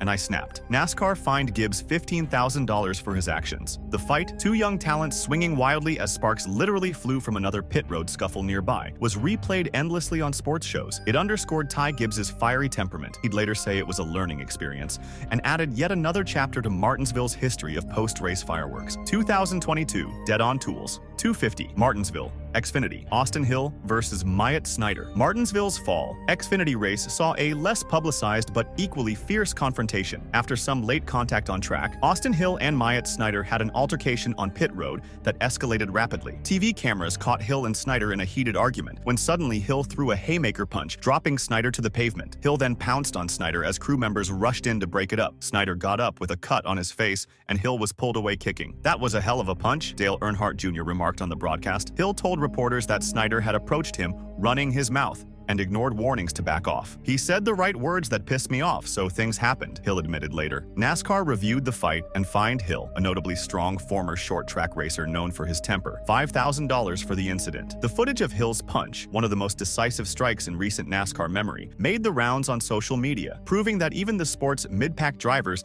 are capable of some old-school brawling. 2022 South Point 400, Las Vegas Cup, Bubba Wallace versus Kyle Larson. Emotions boiled over in a playoff race at Las Vegas, when Bubba Wallace physically attacked Kyle Larson after a dangerous on-track incident. On lap 94, Larson squeezed Wallace into the wall. Wallace retaliated by hooking Larson's car at high speed, triggering a heavy crash. After both cars came to rest, Wallace climbed out and beelined toward Larson on the apron. Wallace began shoving Larson repeatedly, yelling profanities as Larson, much smaller in stature, tried to turn away. Wallace delivered multiple two-handed shoves to Larson's chest, even pushing aside a NASCAR official who intervened. Larson held up his hands and did not fight back. The confrontation was tense and surprisingly one-sided. Wallace vented months of frustration in a few seconds of rage. By Tuesday, NASCAR announced Wallace would be suspended for one race, citing the dangerous retaliatory crash as the primary issue, though the post-race scuffle certainly didn't help. Wallace later apologized for losing his cool. The incident drew national headlines given Wallace's prominence and the safety concerns. It underscored NASCAR's stance. On-track revenge and off-track fights that endanger officials cross the line. Still, the image of Bubba Wallace shoving the reigning champion multiple times showed that raw driver anger remains very much a part of the sport. 2024, Dead on Tools. 250, Martinsville, Xfinity, Chandler Smith versus Cole Custer. In a recent Martinsville playoff race, young Chandler Smith and veteran Cole Custer provided the latest chapter of NASCAR tempers. A late restart saw Custer move Smith up the track, costing Smith a potential win and championship for berth. After the race, Smith, upset and eliminated from the title hunt, confronted Custer on pit road. In full view of fans and media, Smith yelled and then took a swing at Custer, appearing to slap or punch Custer's helmet before crews pulled them apart. Custer, caught off guard, did not retaliate as the incident was quickly diffused. Custer explained it as payback for earlier in the season, while Smith voiced frustration at being raced hard. NASCAR fined Smith $10,000 for violating member-to-member confrontation rules. The scuffle didn't evolve into a prolonged brawl, but it was notable as a rare 2020-style fight, brief, helmet on, and immediately penalized. It proved that even in the modern era, with strict rules and cameras everywhere, the passion to win can still boil over into physicality, especially at a pressure cooker track like Martinsville. Richard Petty versus David Pearson, 1960s to 1970s. It's the granddaddy of NASCAR rivalries. The King, Richard Petty, versus the Silver Fox, David Pearson. Throughout the 60s and 70s, these two icons finished 1-2, an astonishing 63 times. Pearson won 33, Petty 30. Their battles were pure class, no trash talk, just fierce competition. In the 1976 Daytona 500, they famously collided on the last lap and Pearson still limped across the line to win. There was no real hatred here. The fans were more riled up than the drivers. This rivalry defined NASCAR's early years, a duel of giants that's still the gold standard for on-track competition. Cale Yarborough versus Bobby Allison, 1970s. This feud gave NASCAR one of its most explosive moments. Cale Yarborough and Bobby Allison, with an assist from brother Donnie, tangled on and off the track in the late 70s. It all erupted at the 1979 Daytona 500. On the final lap, Yarborough and Donnie Allison wrecked each other racing for the win, then proceeded to brawl in the infield on live TV. Helmets were thrown, punches landed. A true hockey-style slugfest on the backstretch. Millions snowed in at home watched in shock and delight as the drivers traded blows. That wild fight, and the wreck that caused it, is credited with vaulting NASCAR into the national spotlight. To this day, the Allison versus Yarborough showdown is legendary, the brawl that put NASCAR on the map. Darrell Waltrip versus Cale Yarborough, late 1970s to early 1980s. When brash young Darrell Waltrip arrived, veteran champ Cale Yarborough was less than impressed. Yarborough nicknamed Waltrip Jaws for his habit of running his mouth and trash-talking. On the track, Waltrip wasn't shy about using the chrome horn either. He once forced Yarborough into a spin at Darlington, costing Cale a sure win. Off the track, their rivalry intensified after Waltrip replaced Yarborough in Junior Johnson's car, adding fuel to the fire. The two exchanged paint and barbs in equal measure. It was the grizzled good old boy versus the loudmouth new kid, and they fought like cats and dogs for supremacy. Today, this feud is legendary for its big personalities, a battle of wills where Jaws finally bit off more than he could chew. Darrell Waltrip versus Bobby Allison, 1970s to 1980s. Before Waltrip and Allison became NASCAR legends, they were mortal enemies on the track. In the late 70s, Waltrip's confidence, some say cockiness, clashed with Bobby Allison's no-nonsense old-school style. The result? Fireworks. In one infamous incident at North Wilkesboro, Waltrip kept nudging Allison's bumper despite crew warnings, until Allison had enough and lifted off the gas, sending Waltrip careening into the wall. Their rivalry was deeply personal. Allison had even helped Waltrip early in his career, but DW's ego kept us from cooperating, Allison said. Instead, they traded paint, insults, and checkered flags for years. Fans picked sides, the outspoken Tennessee upstart or the Alabama veteran. This feud was fierce and fiery, and it remains legendary as a clash of two champions who simply refused to give an inch. Darrell Waltrip versus Dale Earnhardt, 1980s. In the 1980s, no love was lost between Darrell Waltrip and Dale Earnhardt. These two titans bumped heads and fenders constantly while battling for wins. Earnhardt, the intimidator, raced everyone hard, but Waltrip might have gotten the worst of it. In 1986 at Richmond, Earnhardt infamously punted Waltrip head-on into the guardrail, wiping out the top 4 cars. Waltrip fumed. He tried to kill me, and the bad blood only grew. Each thought the other was too aggressive, and neither would back down. On track, they dueled rougher than demolition derby drivers. Even as off track, they eventually made peace. This rivalry was arguably the fiercest of Earnhardt's career. Two future Hall of Famers in a high-octane grudge match. It's legendary for its intensity. The Intimidator versus Jaws in an 80s showdown for the ages. Dale Earnhardt versus Bill Elliott, 1980s. It was the Intimidator versus Awesome Bill, and it got heated. Mid-80s, NASCAR saw blue-collar badass Dale Earnhardt and humble Georgia hero Bill Elliott trading blows in a classic clash of styles. Earnhardt was ruthless on track. Elliott was the clean-cut speed king. Tensions peaked in the 1987 Winston All-Star race. Earnhardt's aggressive driving, the famous pass in the grass, helped him beat Elliott, who was livid. Both drivers left that race steaming and even got called to the NASCAR hauler by Bill France Jr. for a stern talk. Fans were riveted. You had folks in number 9 red hats versus number 3 black hats at every track. This rivalry gave us drama, a few wrecked fenders, and one of NASCAR's most iconic moments. It's still legendary as the showdown of raw aggression versus raw speed, with neither superstar giving an inch. Dale Earnhardt versus Rusty Wallace, late 1980s, early 1990s. When Dale Earnhardt and Rusty Wallace went toe-to-toe, sparks flew, sometimes literally. These two champion drivers tangled frequently as they battled for wins and titles. In 1989, they fought for the championship, and by the early 90s, the rivalry was in full swing. The defining moment came at Talladega in 1993. On the final dash to the flag, Earnhardt's bump sent Rusty's number 2 car spinning, flipping end over end in a frightening crash. Wallace was banged up, broken wrist and all, and tempers flared. Yet, remarkably, Rusty and Dale ended up genuine friends. Rusty even called Earnhardt his best pal on the circuit. But during the heat of competition, they raced each other as hard as anyone ever has, trading paint and occasional barbs. Wallace complained about Earnhardt's rough driving more than once, and Earnhardt shrugged it off as just racing. This rivalry is legendary for its roller coaster of emotions. Brutal on-track duels, dramatic wrecks, but ultimately a deep mutual respect between two all-time greats. Dale Earnhardt versus Terry Labonte, 1990s. Even the Iceman Terry Labonte got burned by Earnhardt a time or two. Their rivalry came to a boil at Bristol Motor Speedway twice. In the 1995 night race, Earnhardt spun Labonte coming to the finish, but Terry still somehow crossed the line first, showered in sparks. 4 years later, 1999, Bristol saw the infamous sequel. Earnhardt again hit Labonte in the final lap, this time wrecking him and snatching the win. The crowd booed the Intimidator out of victory lane for one of the few times ever. Dale's explanation? "I didn't mean to really turn him around, I meant to rattle his cage though," he drawled, a line now etched in NASCAR lore. Ever the cool customer, Labonte joked. "It just wasn't my night," even as he seethed inside. In truth, Terry later admitted he had planned to T-bone Earnhardt in retaliation, but his busted car wouldn't drive. This rivalry is legendary for those two Bristol finishes, some of the most talked about moments in NASCAR history, and the quote that perfectly sums up Earnhardt's style of rattling cages. Dale Earnhardt versus Jeff Gordon, 1990s. This was NASCAR's ultimate generation gap grudge match, the grizzled 7-time champ versus the flashy young superstar. Dale Earnhardt and Jeff Gordon's rivalry became one of the most iconic in NASCAR history. In the mid-90s, Earnhardt initially scoffed at the California kid, dubbing him Wonder Boy, while Gordon's meteoric rise and rainbow-colored car attracted a new wave of fans. On the track, it was old school versus new school. They traded wins and even a little paint, like in the 1995 season when Gordon wrestled the championship away from Earnhardt. Their styles were polar opposites. Dale was the rough and tough intimidator, Jeff the smooth, calculated prodigy. Fans either wore black number 3 or rainbow number 24. There was no middle ground. Memorable moments? Plenty. They battled at the Daytona 500, the All-Star races, and Martinsville, to name a few. Sometimes door-to-door, neither giving an inch. Over time, mutual respect grew. Earnhardt even playfully joked with Gordon behind the scenes as their rivalry mellowed into friendship. But in its peak, this feud headlined NASCAR's golden era, a passing of the torch that was equal parts rivalry and respect. And it's still fondly remembered every time those iconic numbers 3 and 24 hit the track. Jeff Gordon versus Rusty Wallace,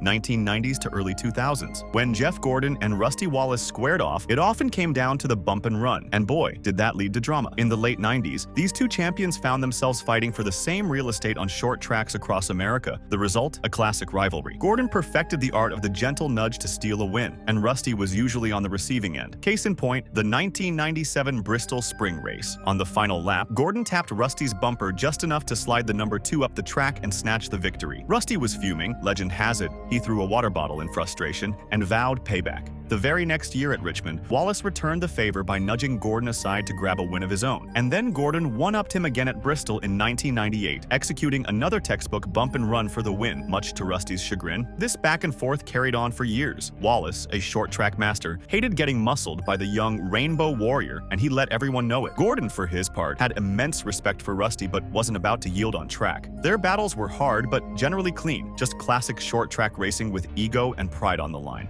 This rivalry is legendary for its fireworks and finesse. Two Hall of Famers trading bumps, wins, and the occasional war of words, giving us some of the era's most exciting finishes. Kurt Busch versus Jimmy Spencer, 2002 to 2003. This one was a generation clash that literally came to blows. Young, brash Kurt Busch versus old-school enforcer Jimmy Spencer, a feud that lit up the early 2000s. It started with on-track run-ins. Busch's aggressive driving and sharp tongue rubbed Mr. Excitement Spencer the wrong way. In the 2002 Bristol night race, Busch bumped Spencer aside to win, and the veteran driver was incensed. The two traded paint and insults for months until things boiled over at Michigan in 2003. After the race, Spencer hunted down Busch in the garage and punched him in the face through the car window, breaking Kurt's nose. Busch emerged with a bloody nose and a new level of respect for Jimmy's right hook. NASCAR swiftly suspended Spencer for his Muhammad Ali moment, but the message was sent. Busch had called Spencer a decrepit old has-been, and Spencer answered with his fists. This feud had it all: youth versus experience, verbal barbs, and actual brawling. It's remembered as one of the last true old-school dust-ups. A rivalry so heated, it wouldn't stay confined to mere racing.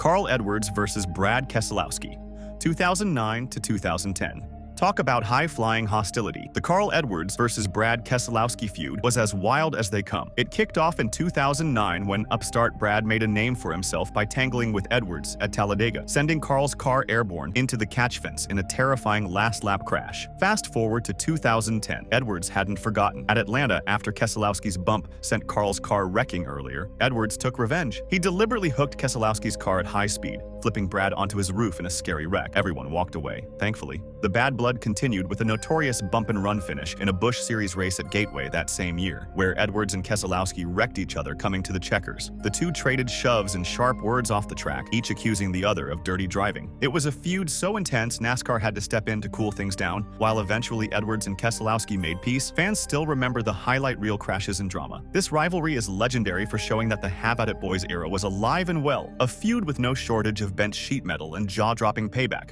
Jeff Gordon versus Clint Bowyer.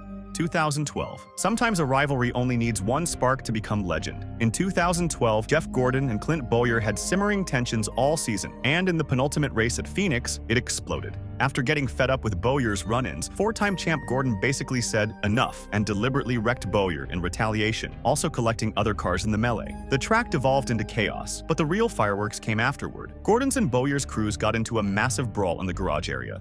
Punches thrown, people tackled, mayhem everywhere. In an unforgettable scene, Bowyer sprinted from his car to Gordon's hauler like a man on a mission, looking to throw down, before being restrained by officials. NASCAR was not amused. They slapped Gordon with a $100,000 fine and points penalties. Bowyer, furious, saw his championship hopes evaporate that day. Gordon later admitted, "I've had it." He was fed up with Bowyer bumping him around. This one incident instantly became highlight reel material. It was shocking to see the usually cool-headed Gordon go full vigilante. The Gordon-Bowyer dust-up is now remembered as one of the craziest driver feuds of the 2010s, proving even the veterans have a breaking point.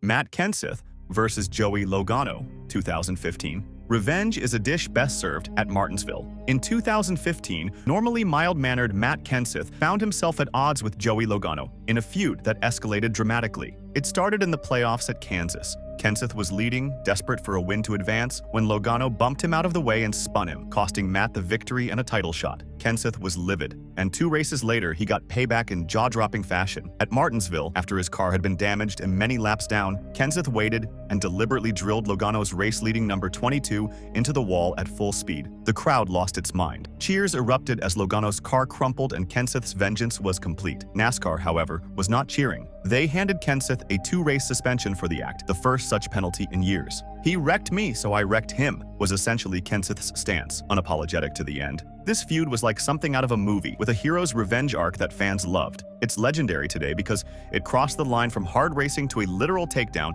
sparking endless debate about justice versus sportsmanship. And it added a not-so-subtle warning: don't mess with Matt Kenseth. Denny Hamlin versus Joey Logano. Ongoing since 2013. Former teammates turned bitter rivals Denny Hamlin and Joey Logano have been sniping at each other for years. On the track, on Twitter, you name it. The bad blood started in 2013 when Logano left Gibbs for Penske, and quickly things got ugly. In one Bristol race, Hamlin spun Logano out of the lead, leading to a face-to-face shouting match and crew scuffle afterward. Logano fired off a tweet telling Hamlin he needed his daddy, Gibbs, to keep him in line. The very next week in Fontana, the feud reached a boiling point. Battling for the win on the last lap, the two collided. Logano's car slid, Hamlin's car smashed head-on into the wall at high speed, leaving Denny with a fractured vertebra in his back. It was scary, and Hamlin missed several races with the injury. Logano, meanwhile, nearly got into another fight with Tony Stewart that same day. Talk about making enemies. Ever since, whenever the 11 and 22 find each other on track, fans hold their breath. They've traded paint and barbed comments multiple times, including a 2019 pit road scuffle where Hamlin ended up with a sliced finger, courtesy of Logano's crewman. Neither has fully forgiven or forgotten. This rivalry is legendary for its longevity and animosity, a rare modern feud that checks all the boxes: crashes, fights, social media jabs, and no end in sight. It's proof that in NASCAR, bad blood can run for years. Kyle Busch versus Joey Logano, 2017. Sometimes one punch is all it takes to make the highlight reel. Kyle Busch versus Joey Logano isn't a long rivalry, but it sure was memorable. The flashpoint came at Las Vegas in 2017. In the final laps, Busch and Logano made contact racing for a top 5. Kyle got the worst of it, spinning down pit road. He was fuming. After the checkered flag, Busch stormed down pit lane, walked straight up to Logano and swung on him without warning. Pandemonium ensued as Logano's crew tackled Kyle to the ground. Moments later, Busch emerged from the scrum with a bloody gash on his forehead, still seething and looking ready for round 2. When asked what happened, he deadpanned, "He's gonna get it," while wiping the blood off his face. Instant classic. The image of an enraged Kyle Busch being held back, sporting a cut above his eye, is pure NASCAR folklore now. While there wasn't a prolonged feud after, they mostly avoided each other's ire going forward, that incident alone earns a spot on this list. It was raw, real, and reminiscent of the old days. Busch vs. Logano 2017 proved that even in the modern era, boys have at it, and sometimes it ends with a fistfight on pit road in true Saturday night short track style. Red Byron, 1949, NASCAR's first champion with a war injury. In NASCAR's inaugural season, Robert "Red" Byron emerged as the unlikely champion, defying both the competition and his own physical limits. A World War II veteran, Byron raced with a metal brace bolted to the clutch pedal due to a severe leg injury from his time as a B-24 tail gunner. Despite this handicap, he won NASCAR's first strictly stock title in 1949, conquering 2 of the season's 8 races in Raymond Park's Oldsmobile. His gritty determination and mechanical ingenuity with the clutch brace that steadied his damaged leg made his triumph even more impressive. Byron's story set the tone for underdogs to come, a champion who literally gave his leg for victory, proving that resilience and innovation could take a humble racer to the top of the nascent NASCAR world. Bill Rexford, 1950, the 23-year-old longshot champ. At just 23 years old, Bill Rexford became NASCAR's youngest Cup Series champion in 1950, and one of its most unlikely. Hailing from a small-town background, Rexford clinched the title in a season where consistency beat speed. He managed only a single win in his entire career, uniquely making him the only Cup champion with just 1 victory to his name. The championship drama peaked in the finale at Occoneechee Speedway. Rexford's engine failed early, opening the door for heavy favorite Fireball Roberts. But Roberts, chasing the bigger purse for winning the race, overreached. His engine blew, eliminating him from contention. That twist handed the crown to Rexford, who had already dropped out by a slim margin. It was a shocker. The underfunded youngster who outlasted the legends by sheer perseverance and a bit of racing luck. Rex White, 1960, the independent David versus Goliaths. In 1960, Rex White proved that a savvy independent could slay the giants of NASCAR. Standing just 5 feet 4 inches and having overcome childhood polio, White was a true underdog in stature and resources. Yet he dominated the season through consistency and mechanical smarts. Driving his own small team Chevrolet, White won 6 races and notched an astounding 35 top 10 finishes in 40 starts, handily securing the Grand National Cup Championship. He succeeded without the backing of a big factory team, relying on short-track grit and a knack for saving equipment as an independent driver. Defeating powerhouse names like Lee Petty and Junior Johnson, White's title was a triumph of preparation over pedigree. Decades later, this little guy was rightfully recognized in the Hall of Fame. But in 1960, he was the underdog who became top dog in NASCAR's early era. Ned Jarrett, 1961, 1 win, 1 championship. They called him Gentleman Ned. But in 1961, Ned Jarrett was quietly ruthless in racking up points despite very few trips to victory lane. Jarrett won only 1 race the entire season, yet he leveraged relentless consistency to capture the Grand National Championship. Week after week, the North Carolina farmer's son brought his number 11 Chevrolet home in the top 10. He racked up 34 top 10 finishes in 46 races, avoiding costly retirements while faster rivals faltered. His calculated approach paid off. Jarrett edged out stars with multiple wins by making every finish count. In an era dominated by big personalities and factory teams, Jarrett's title run was refreshingly workmanlike, a triumph of steady driving and smart strategy over flash. This 28-year-old underdog's crown, earned with a single win and an 8.1 average finish, proved that slow and steady could indeed win NASCAR's race. Joe Weatherly, 1963, the patchwork champion. Joe Weatherly's 1963 championship is the stuff of NASCAR lore, a 2-time champ who won his 2nd title by barnstorming rides with whoever would have him. When factory support for his team dried up, the fun-loving Virginian refused to quit. Weatherly drove for 9 different teams that season, hopping between makes and owners just to stay in the points hunt.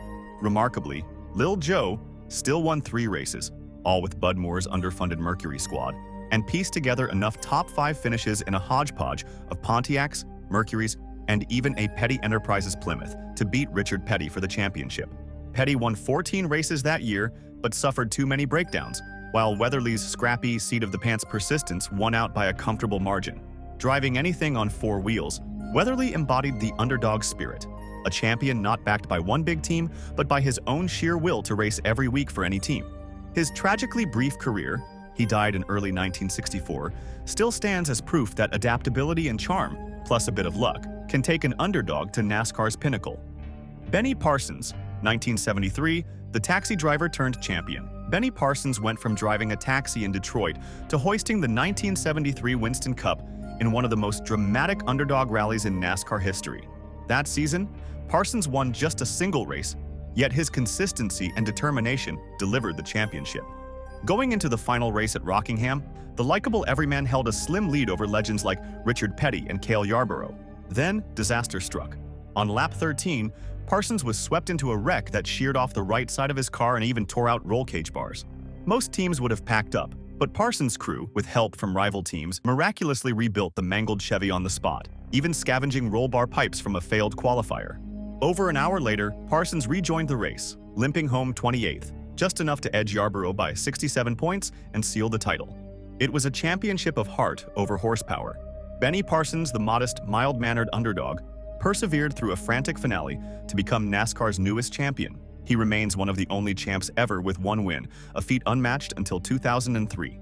Bobby Allison, 1983, long-awaited late-career triumph. By 1983, Bobby Allison was already a NASCAR hero, but a title had always slipped through his fingers until that Cinderella season when he finally grabbed the crown. At 45 years old, Allison became, at the time, the oldest driver to win a Cup championship, capping a career defined by near misses. He had finished runner-up in the standings 5 times over 2 decades, earning dozens of wins but watching younger rivals take the titles. In 1983, driving for the DieGuard racing team in the iconic number 22 Buick, Allison's experience and persistence paid off. He dueled reigning champ Darrell Waltrip all year and entered the final race at Riverside with a narrow lead. Fittingly, the championship wasn't secured until Waltrip's engine expired with just 2 laps to go in the finale. A gut-punch echo of Allison's own past heartbreaks turned in his favor. With 6 wins and remarkable consistency, Allison claimed his first and only championship by 47 points. It was a popular victory for the Alabama gang veteran, coming late in a storied career. The underdog tale of a hard-nosed racer who refused to quit until he reached the very top at last. Terry Labonte, 1984, Texas underdog with a one-car team. In 1984, a 27-year-old Texan shocked NASCAR by outdueling the sport's superstars for the Winston Cup championship. Labonte wasn't flashy, driving the number 44 Piedmont Airlines Chevy for the independent Hagen Racing Team, a single-car outfit with just a couple dozen employees. He simply relied on ice-cool consistency to get the job done. While rival Darrell Waltrip won 7 races in '84, Labonte quietly amassed points with 17 top 10 finishes and only 2 victories. The title battle went to the wire at Riverside, where Waltrip's engine blew and Labonte clinched the championship in unassuming style. Even Labonte's crew chief, the legendary Dale Inman, admitted, "We weren't supposed to win it, and we didn't know what to do with it," reflecting how unexpected their triumph was. Terry Labonte's first championship proved that a quiet underdog from Texas, with a small team and a steady wheel, could beat the flashier multi-car giants by simply refusing to crack under pressure. Bill Elliott, 1988. Million-dollar underdog. Awesome Bill from Dawsonville, Bill Elliott became a folk hero in the 1980s for his speed, but it was his underdog grit that delivered the 1988 Cup Series championship. Driving for his family-run Melling Racing team, Elliott faced NASCAR's titans with far fewer resources. In '88, he dueled Rusty Wallace in a classic Ford versus Pontiac showdown. Elliott's team had only a fraction of the budget of powerhouses like Junior Johnson's, yet his consistency and superspeedway prowess kept him in the hunt. He won 6 races that year and entered the season finale at Atlanta effectively tied with Wallace. Under immense pressure, Elliott finished first in the race, his 6th win, and clinched the championship by a mere 24 points. This was the same driver who'd won the inaugural Winston Million in 1985, but a title had always eluded him until now. His 1988 run proved that a small, family-owned team could reach NASCAR's summit.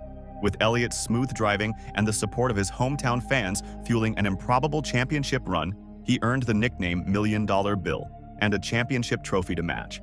Alan Kulwicki, 1992, the ultimate owner-driver underdog. Alan Kulwicki's 1992 championship remains one of NASCAR's most legendary underdog tales, a true David conquering Goliath on sheer will and work ethic. Kulwicki was a fiercely independent owner-driver from Wisconsin who nicknamed his car the Underbird, a cheeky nod to his underfunded status versus Ford's mighty Thunderbirds. In the final stretch of '92, he trailed superstar Bill Elliott by 278 points with 6 races to go, yet staged one of the greatest comebacks in history.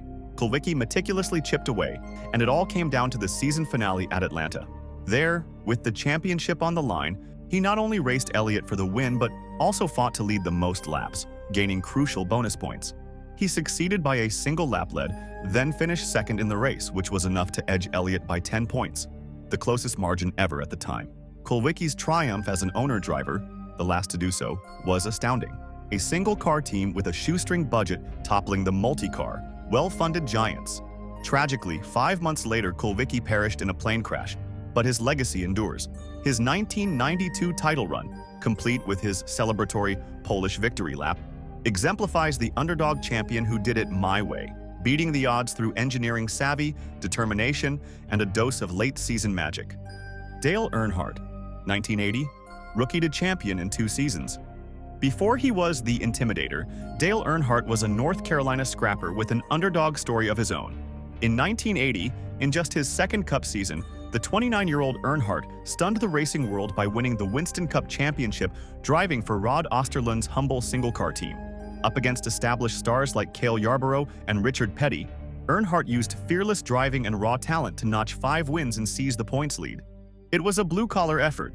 Osterlund's operation was small compared to Petty Enterprises or Junior Johnson's brigade, and Earnhardt had come up the hard way, learning on local dirt tracks.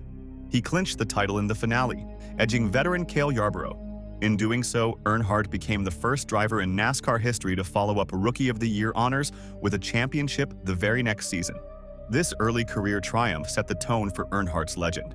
But in 1980, he was the brash newcomer, an underdog rising quickly through grit and daring passes.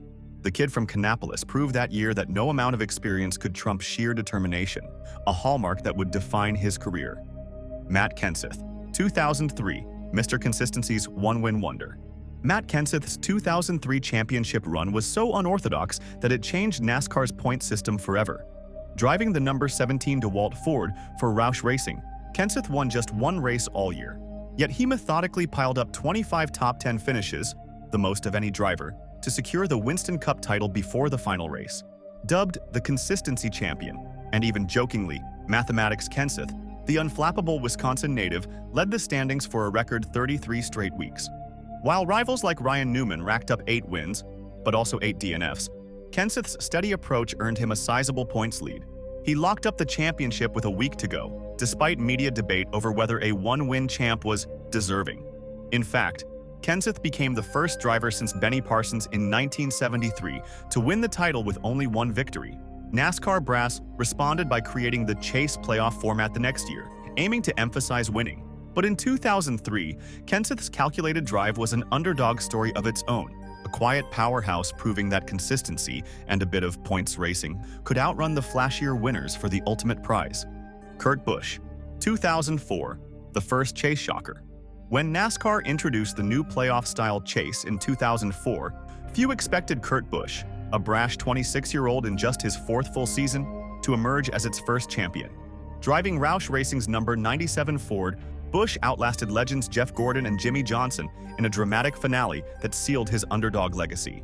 He won 3 races during the season and entered the Homestead finale with a narrow lead. But disaster nearly struck mid-race when a loose wheel detached from his car, sending him scrambling to pit road while the tire bounced wildly down the track. Busch avoided disaster, stayed on the lead lap, and clawed his way back to finish 5th, just enough to edge Johnson by 8 points and Gordon by 16. In a year where Johnson won 8 races, Busch's title wasn't about dominance, but grit, strategy, and survival. As the 7th seed, he delivered Jack Roush his first Cup championship and proved the Chase could produce true playoff drama. That flying wheel moment and gritty recovery made Busch's title one of NASCAR's most improbable and memorable underdog triumphs. Tony Stewart, 2011, winless to undefeated in the clutch. They better watch out, we've got nothing to lose. That was Tony Stewart's mindset heading into the 2011 Chase, after a winless regular season had many doubting he even belonged in the playoffs. What followed became one of NASCAR's most thrilling underdog championship runs. Stewart exploded in the final 10 races, winning 5 of them, after going winless in the first 26. It all built to a dramatic finale at Homestead where he and Carl Edwards engaged in a high-stakes duel for the title. They finished 1st and 2nd in the race and tied in points, a NASCAR first. Stewart won the championship on the tiebreaker, 5 wins to Edwards' 1. Even more impressive, Stewart had to pass cars multiple times that night due to pit issues, showing grit and determination throughout. This was also his first title as a driver-owner with Stewart Haas Racing, cementing the storybook feel. His 2011 comeback, once called magical, proved that timing, heart, and momentum can conquer even the steepest odds. Stewart didn't just win the title, he earned it with one of the greatest postseason performances in NASCAR history. Brad Keselowski, 2012. Blue-collar champion breaks the streak. In 2012, Brad Keselowski delivered a seismic shock to NASCAR by capturing Team Penske's first Cup championship in over 2 decades. Just 28 years old and in only his 3rd full season, Keselowski became the brash young challenger who took down a dynasty, namely 5-time champion Jimmy Johnson. Driving the number 2 Miller Lite Dodge, Keselowski entered the chase as an underdog, but quickly proved he was for real, winning twice and going toe-to-toe with Johnson down the stretch. The turning point came in the penultimate race when Keselowski's team used bold fuel strategy to steal the points lead, and Johnson suffered a rare mechanical failure at Homestead. Brad clinched the title with a conservative 15th place run, enough to seal the deal. His win marked Roger Penske's long-awaited first Cup title and also Dodge's last before leaving the sport. Keselowski's hard-nosed, blue-collar swagger, topped off by his famous beer-chugging celebration, made him a fan favorite. His 2012 championship was a win for the underdogs, showing guts and smarts could still triumph in NASCAR's super team era.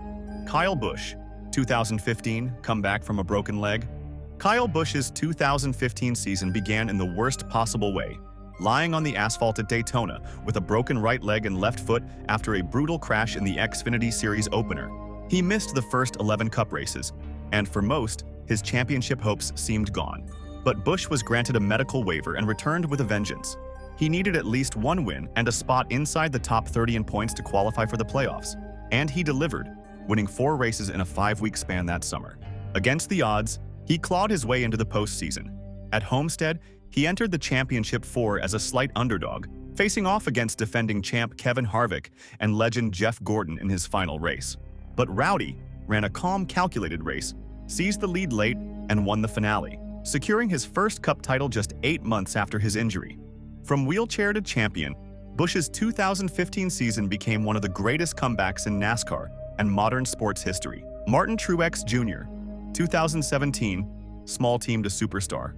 Martin Truex Jr.'s 2017 Cup title is one of NASCAR's greatest underdog stories. Once a journeyman nearly forgotten after being caught in a race-fixing fallout, Truex found redemption with Denver-based Furniture Row Racing, a tiny single-car team far from NASCAR's Charlotte hub. With crew chief Cole Pearn, Truex hit career-best form, winning 8 races and finishing top 5 19 times in a dominant season. Despite the stats, the team still carried the underdog label heading into the championship finale at Homestead. Facing powerhouse teams like Joe Gibbs Racing and Penske, Truex held off Kyle Busch in a thrilling head-to-head battle, leading the most laps and clinching his first title. The win completed Furniture Row's rise from obscurity to glory, from an underfunded backmarker to NASCAR champion, as owner Barney Visser put it. Truex dedicated the championship to longtime partner Sherry Pollux, who was battling cancer. The victory was emotional and historic, and bittersweet. Just 1 year later, Furniture Row closed its doors due to lack of sponsorship, but not before etching their names into NASCAR lore. Joey Logano, 2018. Big 3 and me, upset. In 2018, Joey Logano crashed NASCAR's Big 3 party and walked away with the championship, a true underdog triumph in the modern era. All season, Kevin Harvick, Kyle Busch, and Martin Truex Jr. dominated, combining for 20 wins and earning the nickname the Big 3. Logano, with just 1 regular season win, was seen as an outsider, but once the playoffs began, he gained momentum. After winning at Martinsville to lock into the championship 4, Logano confidently declared it would be the Big 3 and me at Homestead. In the title race, he proved his point. He outdueled all 3, leading 80 laps and making a thrilling late pass on Truex Jr. to win the race and the championship. Despite having fewer wins and top finishes, Logano peaked at the perfect time. At 28, the once hyped prodigy known as Sliced Bread finally fulfilled his potential. His 2018 title run showcased the unpredictability of NASCAR's playoff format, where grit, timing, and clutch performance matter most. The Big 3 won more, but Logano won when it counted, and earned his place among them. 1970, Window nets, mandated for driver safety. After Richard Petty's terrifying crash at the 1970 Rebel 400 Darlington, where Petty's arm flailed outside the car during a rollover, NASCAR quickly mandated window nets in all cars. Petty's mother helped fashion the first net, and by September 1970, the safety nets were introduced. The rule was aimed at keeping drivers' limbs inside the car and shielding them from debris and crashes. Window nets have since become standard safety equipment and prevented countless injuries. They also serve as a signal. The driver lowers the net to indicate they are okay after an accident. 1971. Ban on Aero Wars cars, the 305 CI engine rule. Factory teams pushed the limits of wild aerodynamics and 7-liter engines in 1969 to 70. Examples include the Dodge Daytona and Plymouth Superbird. NASCAR wasted no time and promptly acted to curb speeds and costs. In 1971, Bill France Sr. effectively outlawed the so-called aero cars by limiting them to small 305 cubic inch engines. This drastic rule made the winged supercars uncompetitive, and they disappeared. The final Daytona winged car to run a tiny 305 cubic inch engine was in 1971. The ban put an end to the brief high-wing era and kept speeds under control. It also ushered in NASCAR's modern era, with more standardized car shapes and engine sizes. 1975.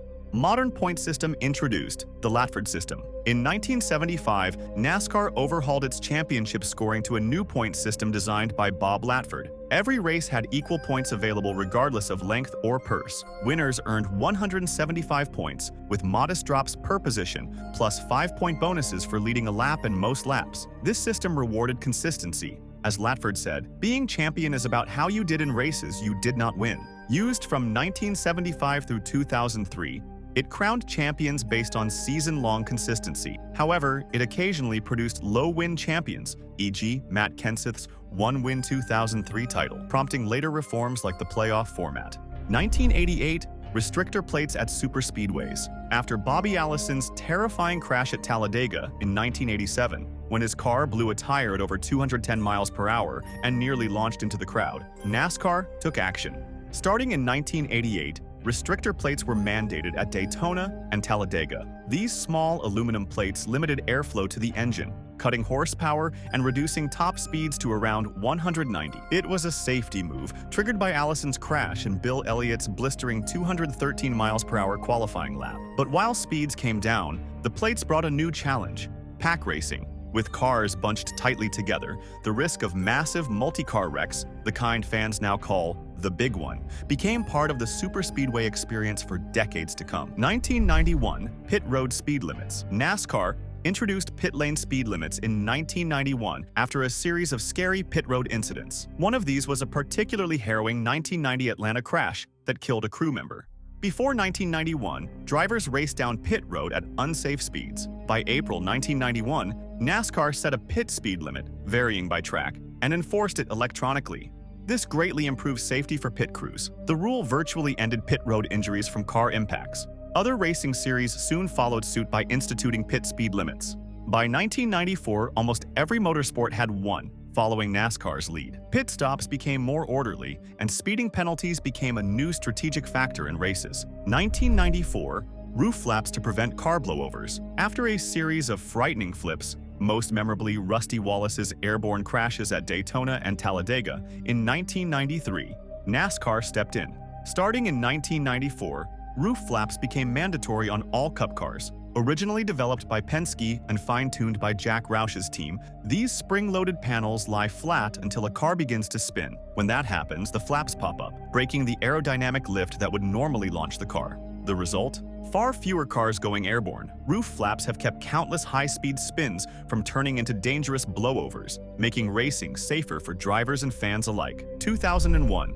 Mandatory hands device, head and neck restraint. After a heartbreaking wave of driver fatalities from 1999 to 2001, including Adam Petty, Kenny Irwin, Tony Roper, and ultimately Dale Earnhardt at the 2001 Daytona 500, NASCAR took decisive action. By the end of 2001, head and neck restraints became mandatory across the sport. The Hans device, short for head and neck support, is a U-shaped collar tethered to the driver's helmet. In a crash, it prevents the violent forward motion of the head that causes basilar skull fractures, the very injury that had claimed multiple lives.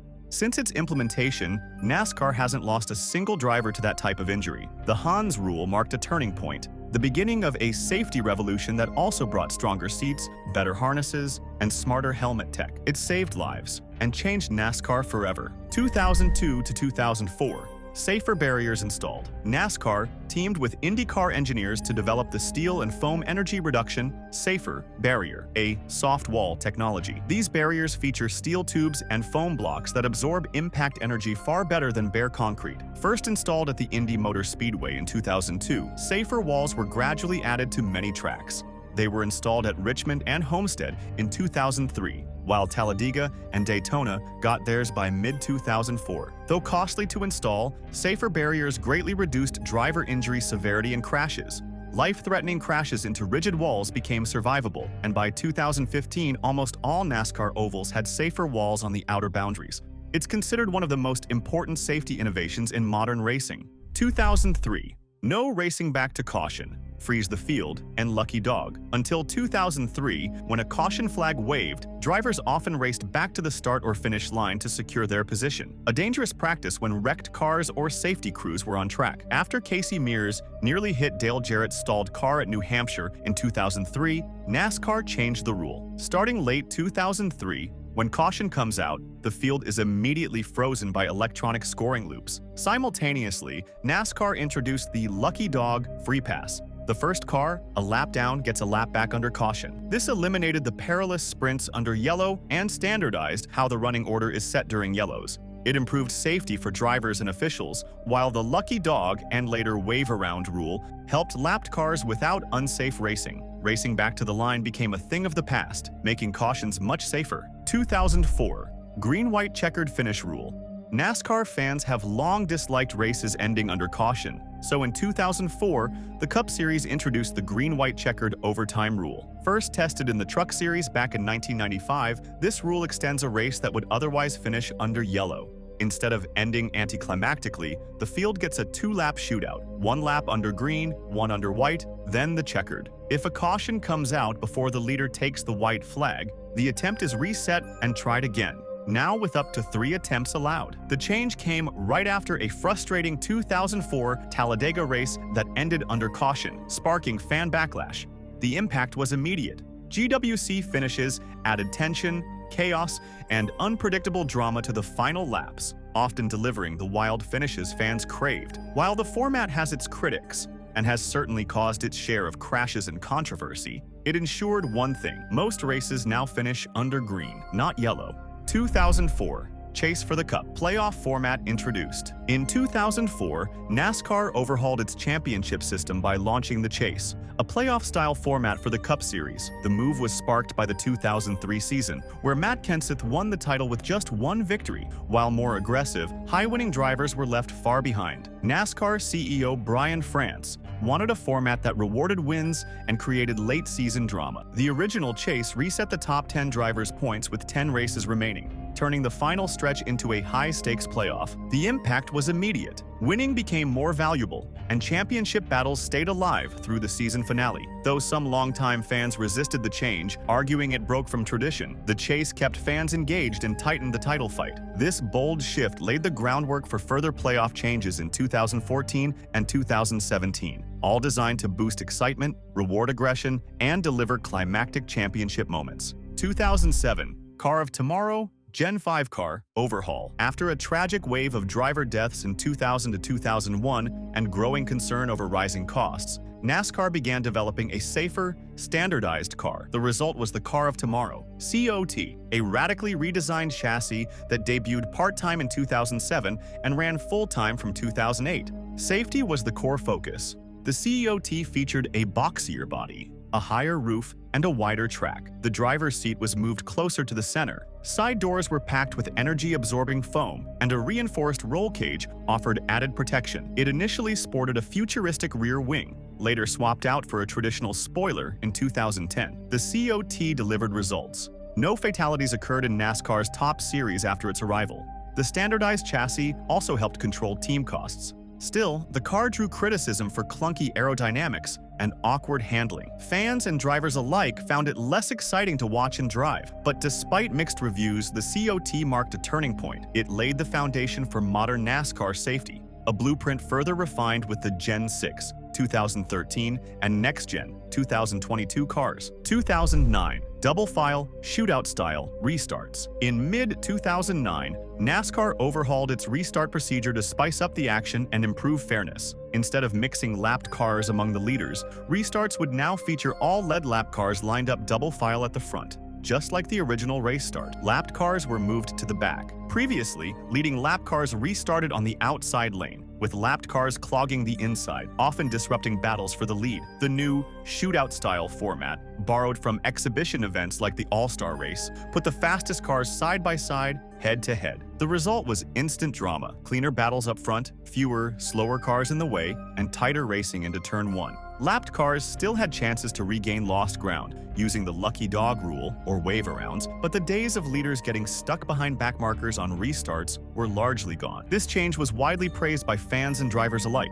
It added intensity to late-race restarts and ensured that when the green flag dropped, the best had a fair shot at the front. It remains a staple of modern NASCAR. 2014, elimination-style playoffs and winner-take-all finale. In 2014, NASCAR overhauled its playoff format to create a more dramatic win-or-go-home structure. The chase expanded to 16 drivers, with a new elimination bracket cutting 4 drivers every 3 races, narrowing the field from 16 to 12, then 8, then 4. In the final race, the remaining 4 drivers compete head-to-head with the highest finisher crowned champion. Race wins now virtually guaranteed a playoff berth, and winning during the playoffs automatically advanced a driver to the next round. This change aimed to mirror other sports' playoff tension and avoid situations where consistent, winless drivers beat multiple race winners for the title. The result was a playoff system filled with high-stakes moments. Each race became a pressure cooker, producing clutch performances and intense rivalries. The final race turned into a Super Bowl-style showdown, with all eyes on the 4 contenders. Teams shifted their entire season strategy to prioritize wins and survival. The 2014 changes fundamentally reshaped NASCAR's championship dynamic, making each round feel like a sudden death battle and every win more valuable than ever. 2017, stage racing format. In 2017, NASCAR introduced stage racing to boost excitement and reward drivers throughout the race, not just at the finish. Races are now split into 3, sometimes 4, segments, with the top 10 finishers in Stage 1 and Stage 2 earning valuable points. Each stage winner also gets a playoff point, crucial for championship seeding. The final stage plays out as a traditional race to the checkered flag. Designed with input from teams, drivers, and broadcasters, stage racing added structure and intensity to races' midsections, which were often uneventful in the past. It also gave TV networks natural breaks for commercials without missing green flag action. On track, the system added new layers of strategy. Teams now face tough choices: chase stage points early, or prioritize positioning for the race win later. The added pressure keeps the field racing hard at multiple points, not just the end. Stage points can make or break playoff chances, making every lap matter more than ever. 2017, damaged vehicle policy. No extended repairs. In 2017, NASCAR introduced the Damaged Vehicle Policy, DVP, to limit how long teams can repair crash damage during a race. Under the rule, teams have just 6 minutes on pit road to fix a wrecked car. If repairs exceed that window, or if the car needs a tow or heads to the garage, it's automatically out of the race. Mechanical repairs in the garage are no longer allowed for returning to competition. The goal was to cut down on long delays, reduce costs, and improve on-track safety by keeping severely damaged cars from limping around and dropping debris. It also sharpened the focus on competitive integrity. Only cars able to meet minimum speed and withstand the race pace are allowed back out. Strategically, it changed how teams approach damage control. Quick pit work is now essential, and minor wrecks carry higher stakes. While some fans miss the underdog story of a beat-up car returning for points, the DVP has generally improved race flow and safety. 2019, post-race disqualifications for failing inspection. For decades, NASCAR had a reputation for leniency. Illegal cars were fined or docked points after the race, but wins were rarely taken away. That changed in 2019, when NASCAR introduced a bold new rule. If a winning car fails post-race inspection, it's disqualified. As NASCAR's Steve O'Donnell put it, "If you are illegal, you don't win the race." Now, full post-race inspections happen right at the track. If the winner's car breaks the rules, The win is stripped and awarded to the highest-placed legal finisher. The disqualified team gets last-place points and loses the trophy. This immediate disqualification policy was prompted by earlier controversies, like encumbered wins in 2017 and Kevin Harvick's 2018 playoff win that was only ruled illegal days later. The change brought clarity and urgency. Fans no longer leave wondering if the winner will be penalized days later. They find out within 90 minutes. It also sent a clear message to teams. The days of gambling on illegal tweaks were over. While rare, disqualifications have happened, including a notable Cup Series DQ in 2022. The policy has forced teams to be more careful, especially with the winning car. Additional deterrents, like suspending crew members or barring cars from qualifying after repeated inspection failures, have further emphasized NASCAR's zero-tolerance stance. Ultimately, this rule restored faith in the outcome. A win now means a legal car, a fair result, and no asterisks. 2022 Next-Gen Car Design Overhaul. The next-gen car, Gen 7, introduced in 2022, marked a major leap in NASCAR's evolution. Designed to modernize the sport, cut costs, and level the playing field, it brought sweeping changes. Key updates include a crash-resistant composite body, 18-inch aluminum wheels with a single lug nut, and an independent rear suspension paired with a rear-mounted transaxle, replacing NASCAR's decades-old solid rear axle and 4-speed gearbox. The car also saw major safety upgrades. It features redesigned front and rear crash zones, plus a stronger roll cage. After early crashes raised concerns, NASCAR reinforced the chassis to better absorb rear impacts. Aerodynamically, the car uses a full underbody tray and rear diffuser, allowing tighter, more competitive racing on many tracks, though performance on short tracks and road courses required continued tweaking. Built with cost control in mind, the next gen is a spec car. Teams now buy standardized parts from approved suppliers. That shift, combined with limits on car inventory, made it easier for smaller teams to compete with the giants. Pit stops also evolved, with crews adapting to the faster, single-lug wheel changes. Ultimately, the next gen represents a bold new chapter, one that blends modern automotive tech with NASCAR's traditional door-to-door action. It's not just a new car, it's a new era for stock car racing.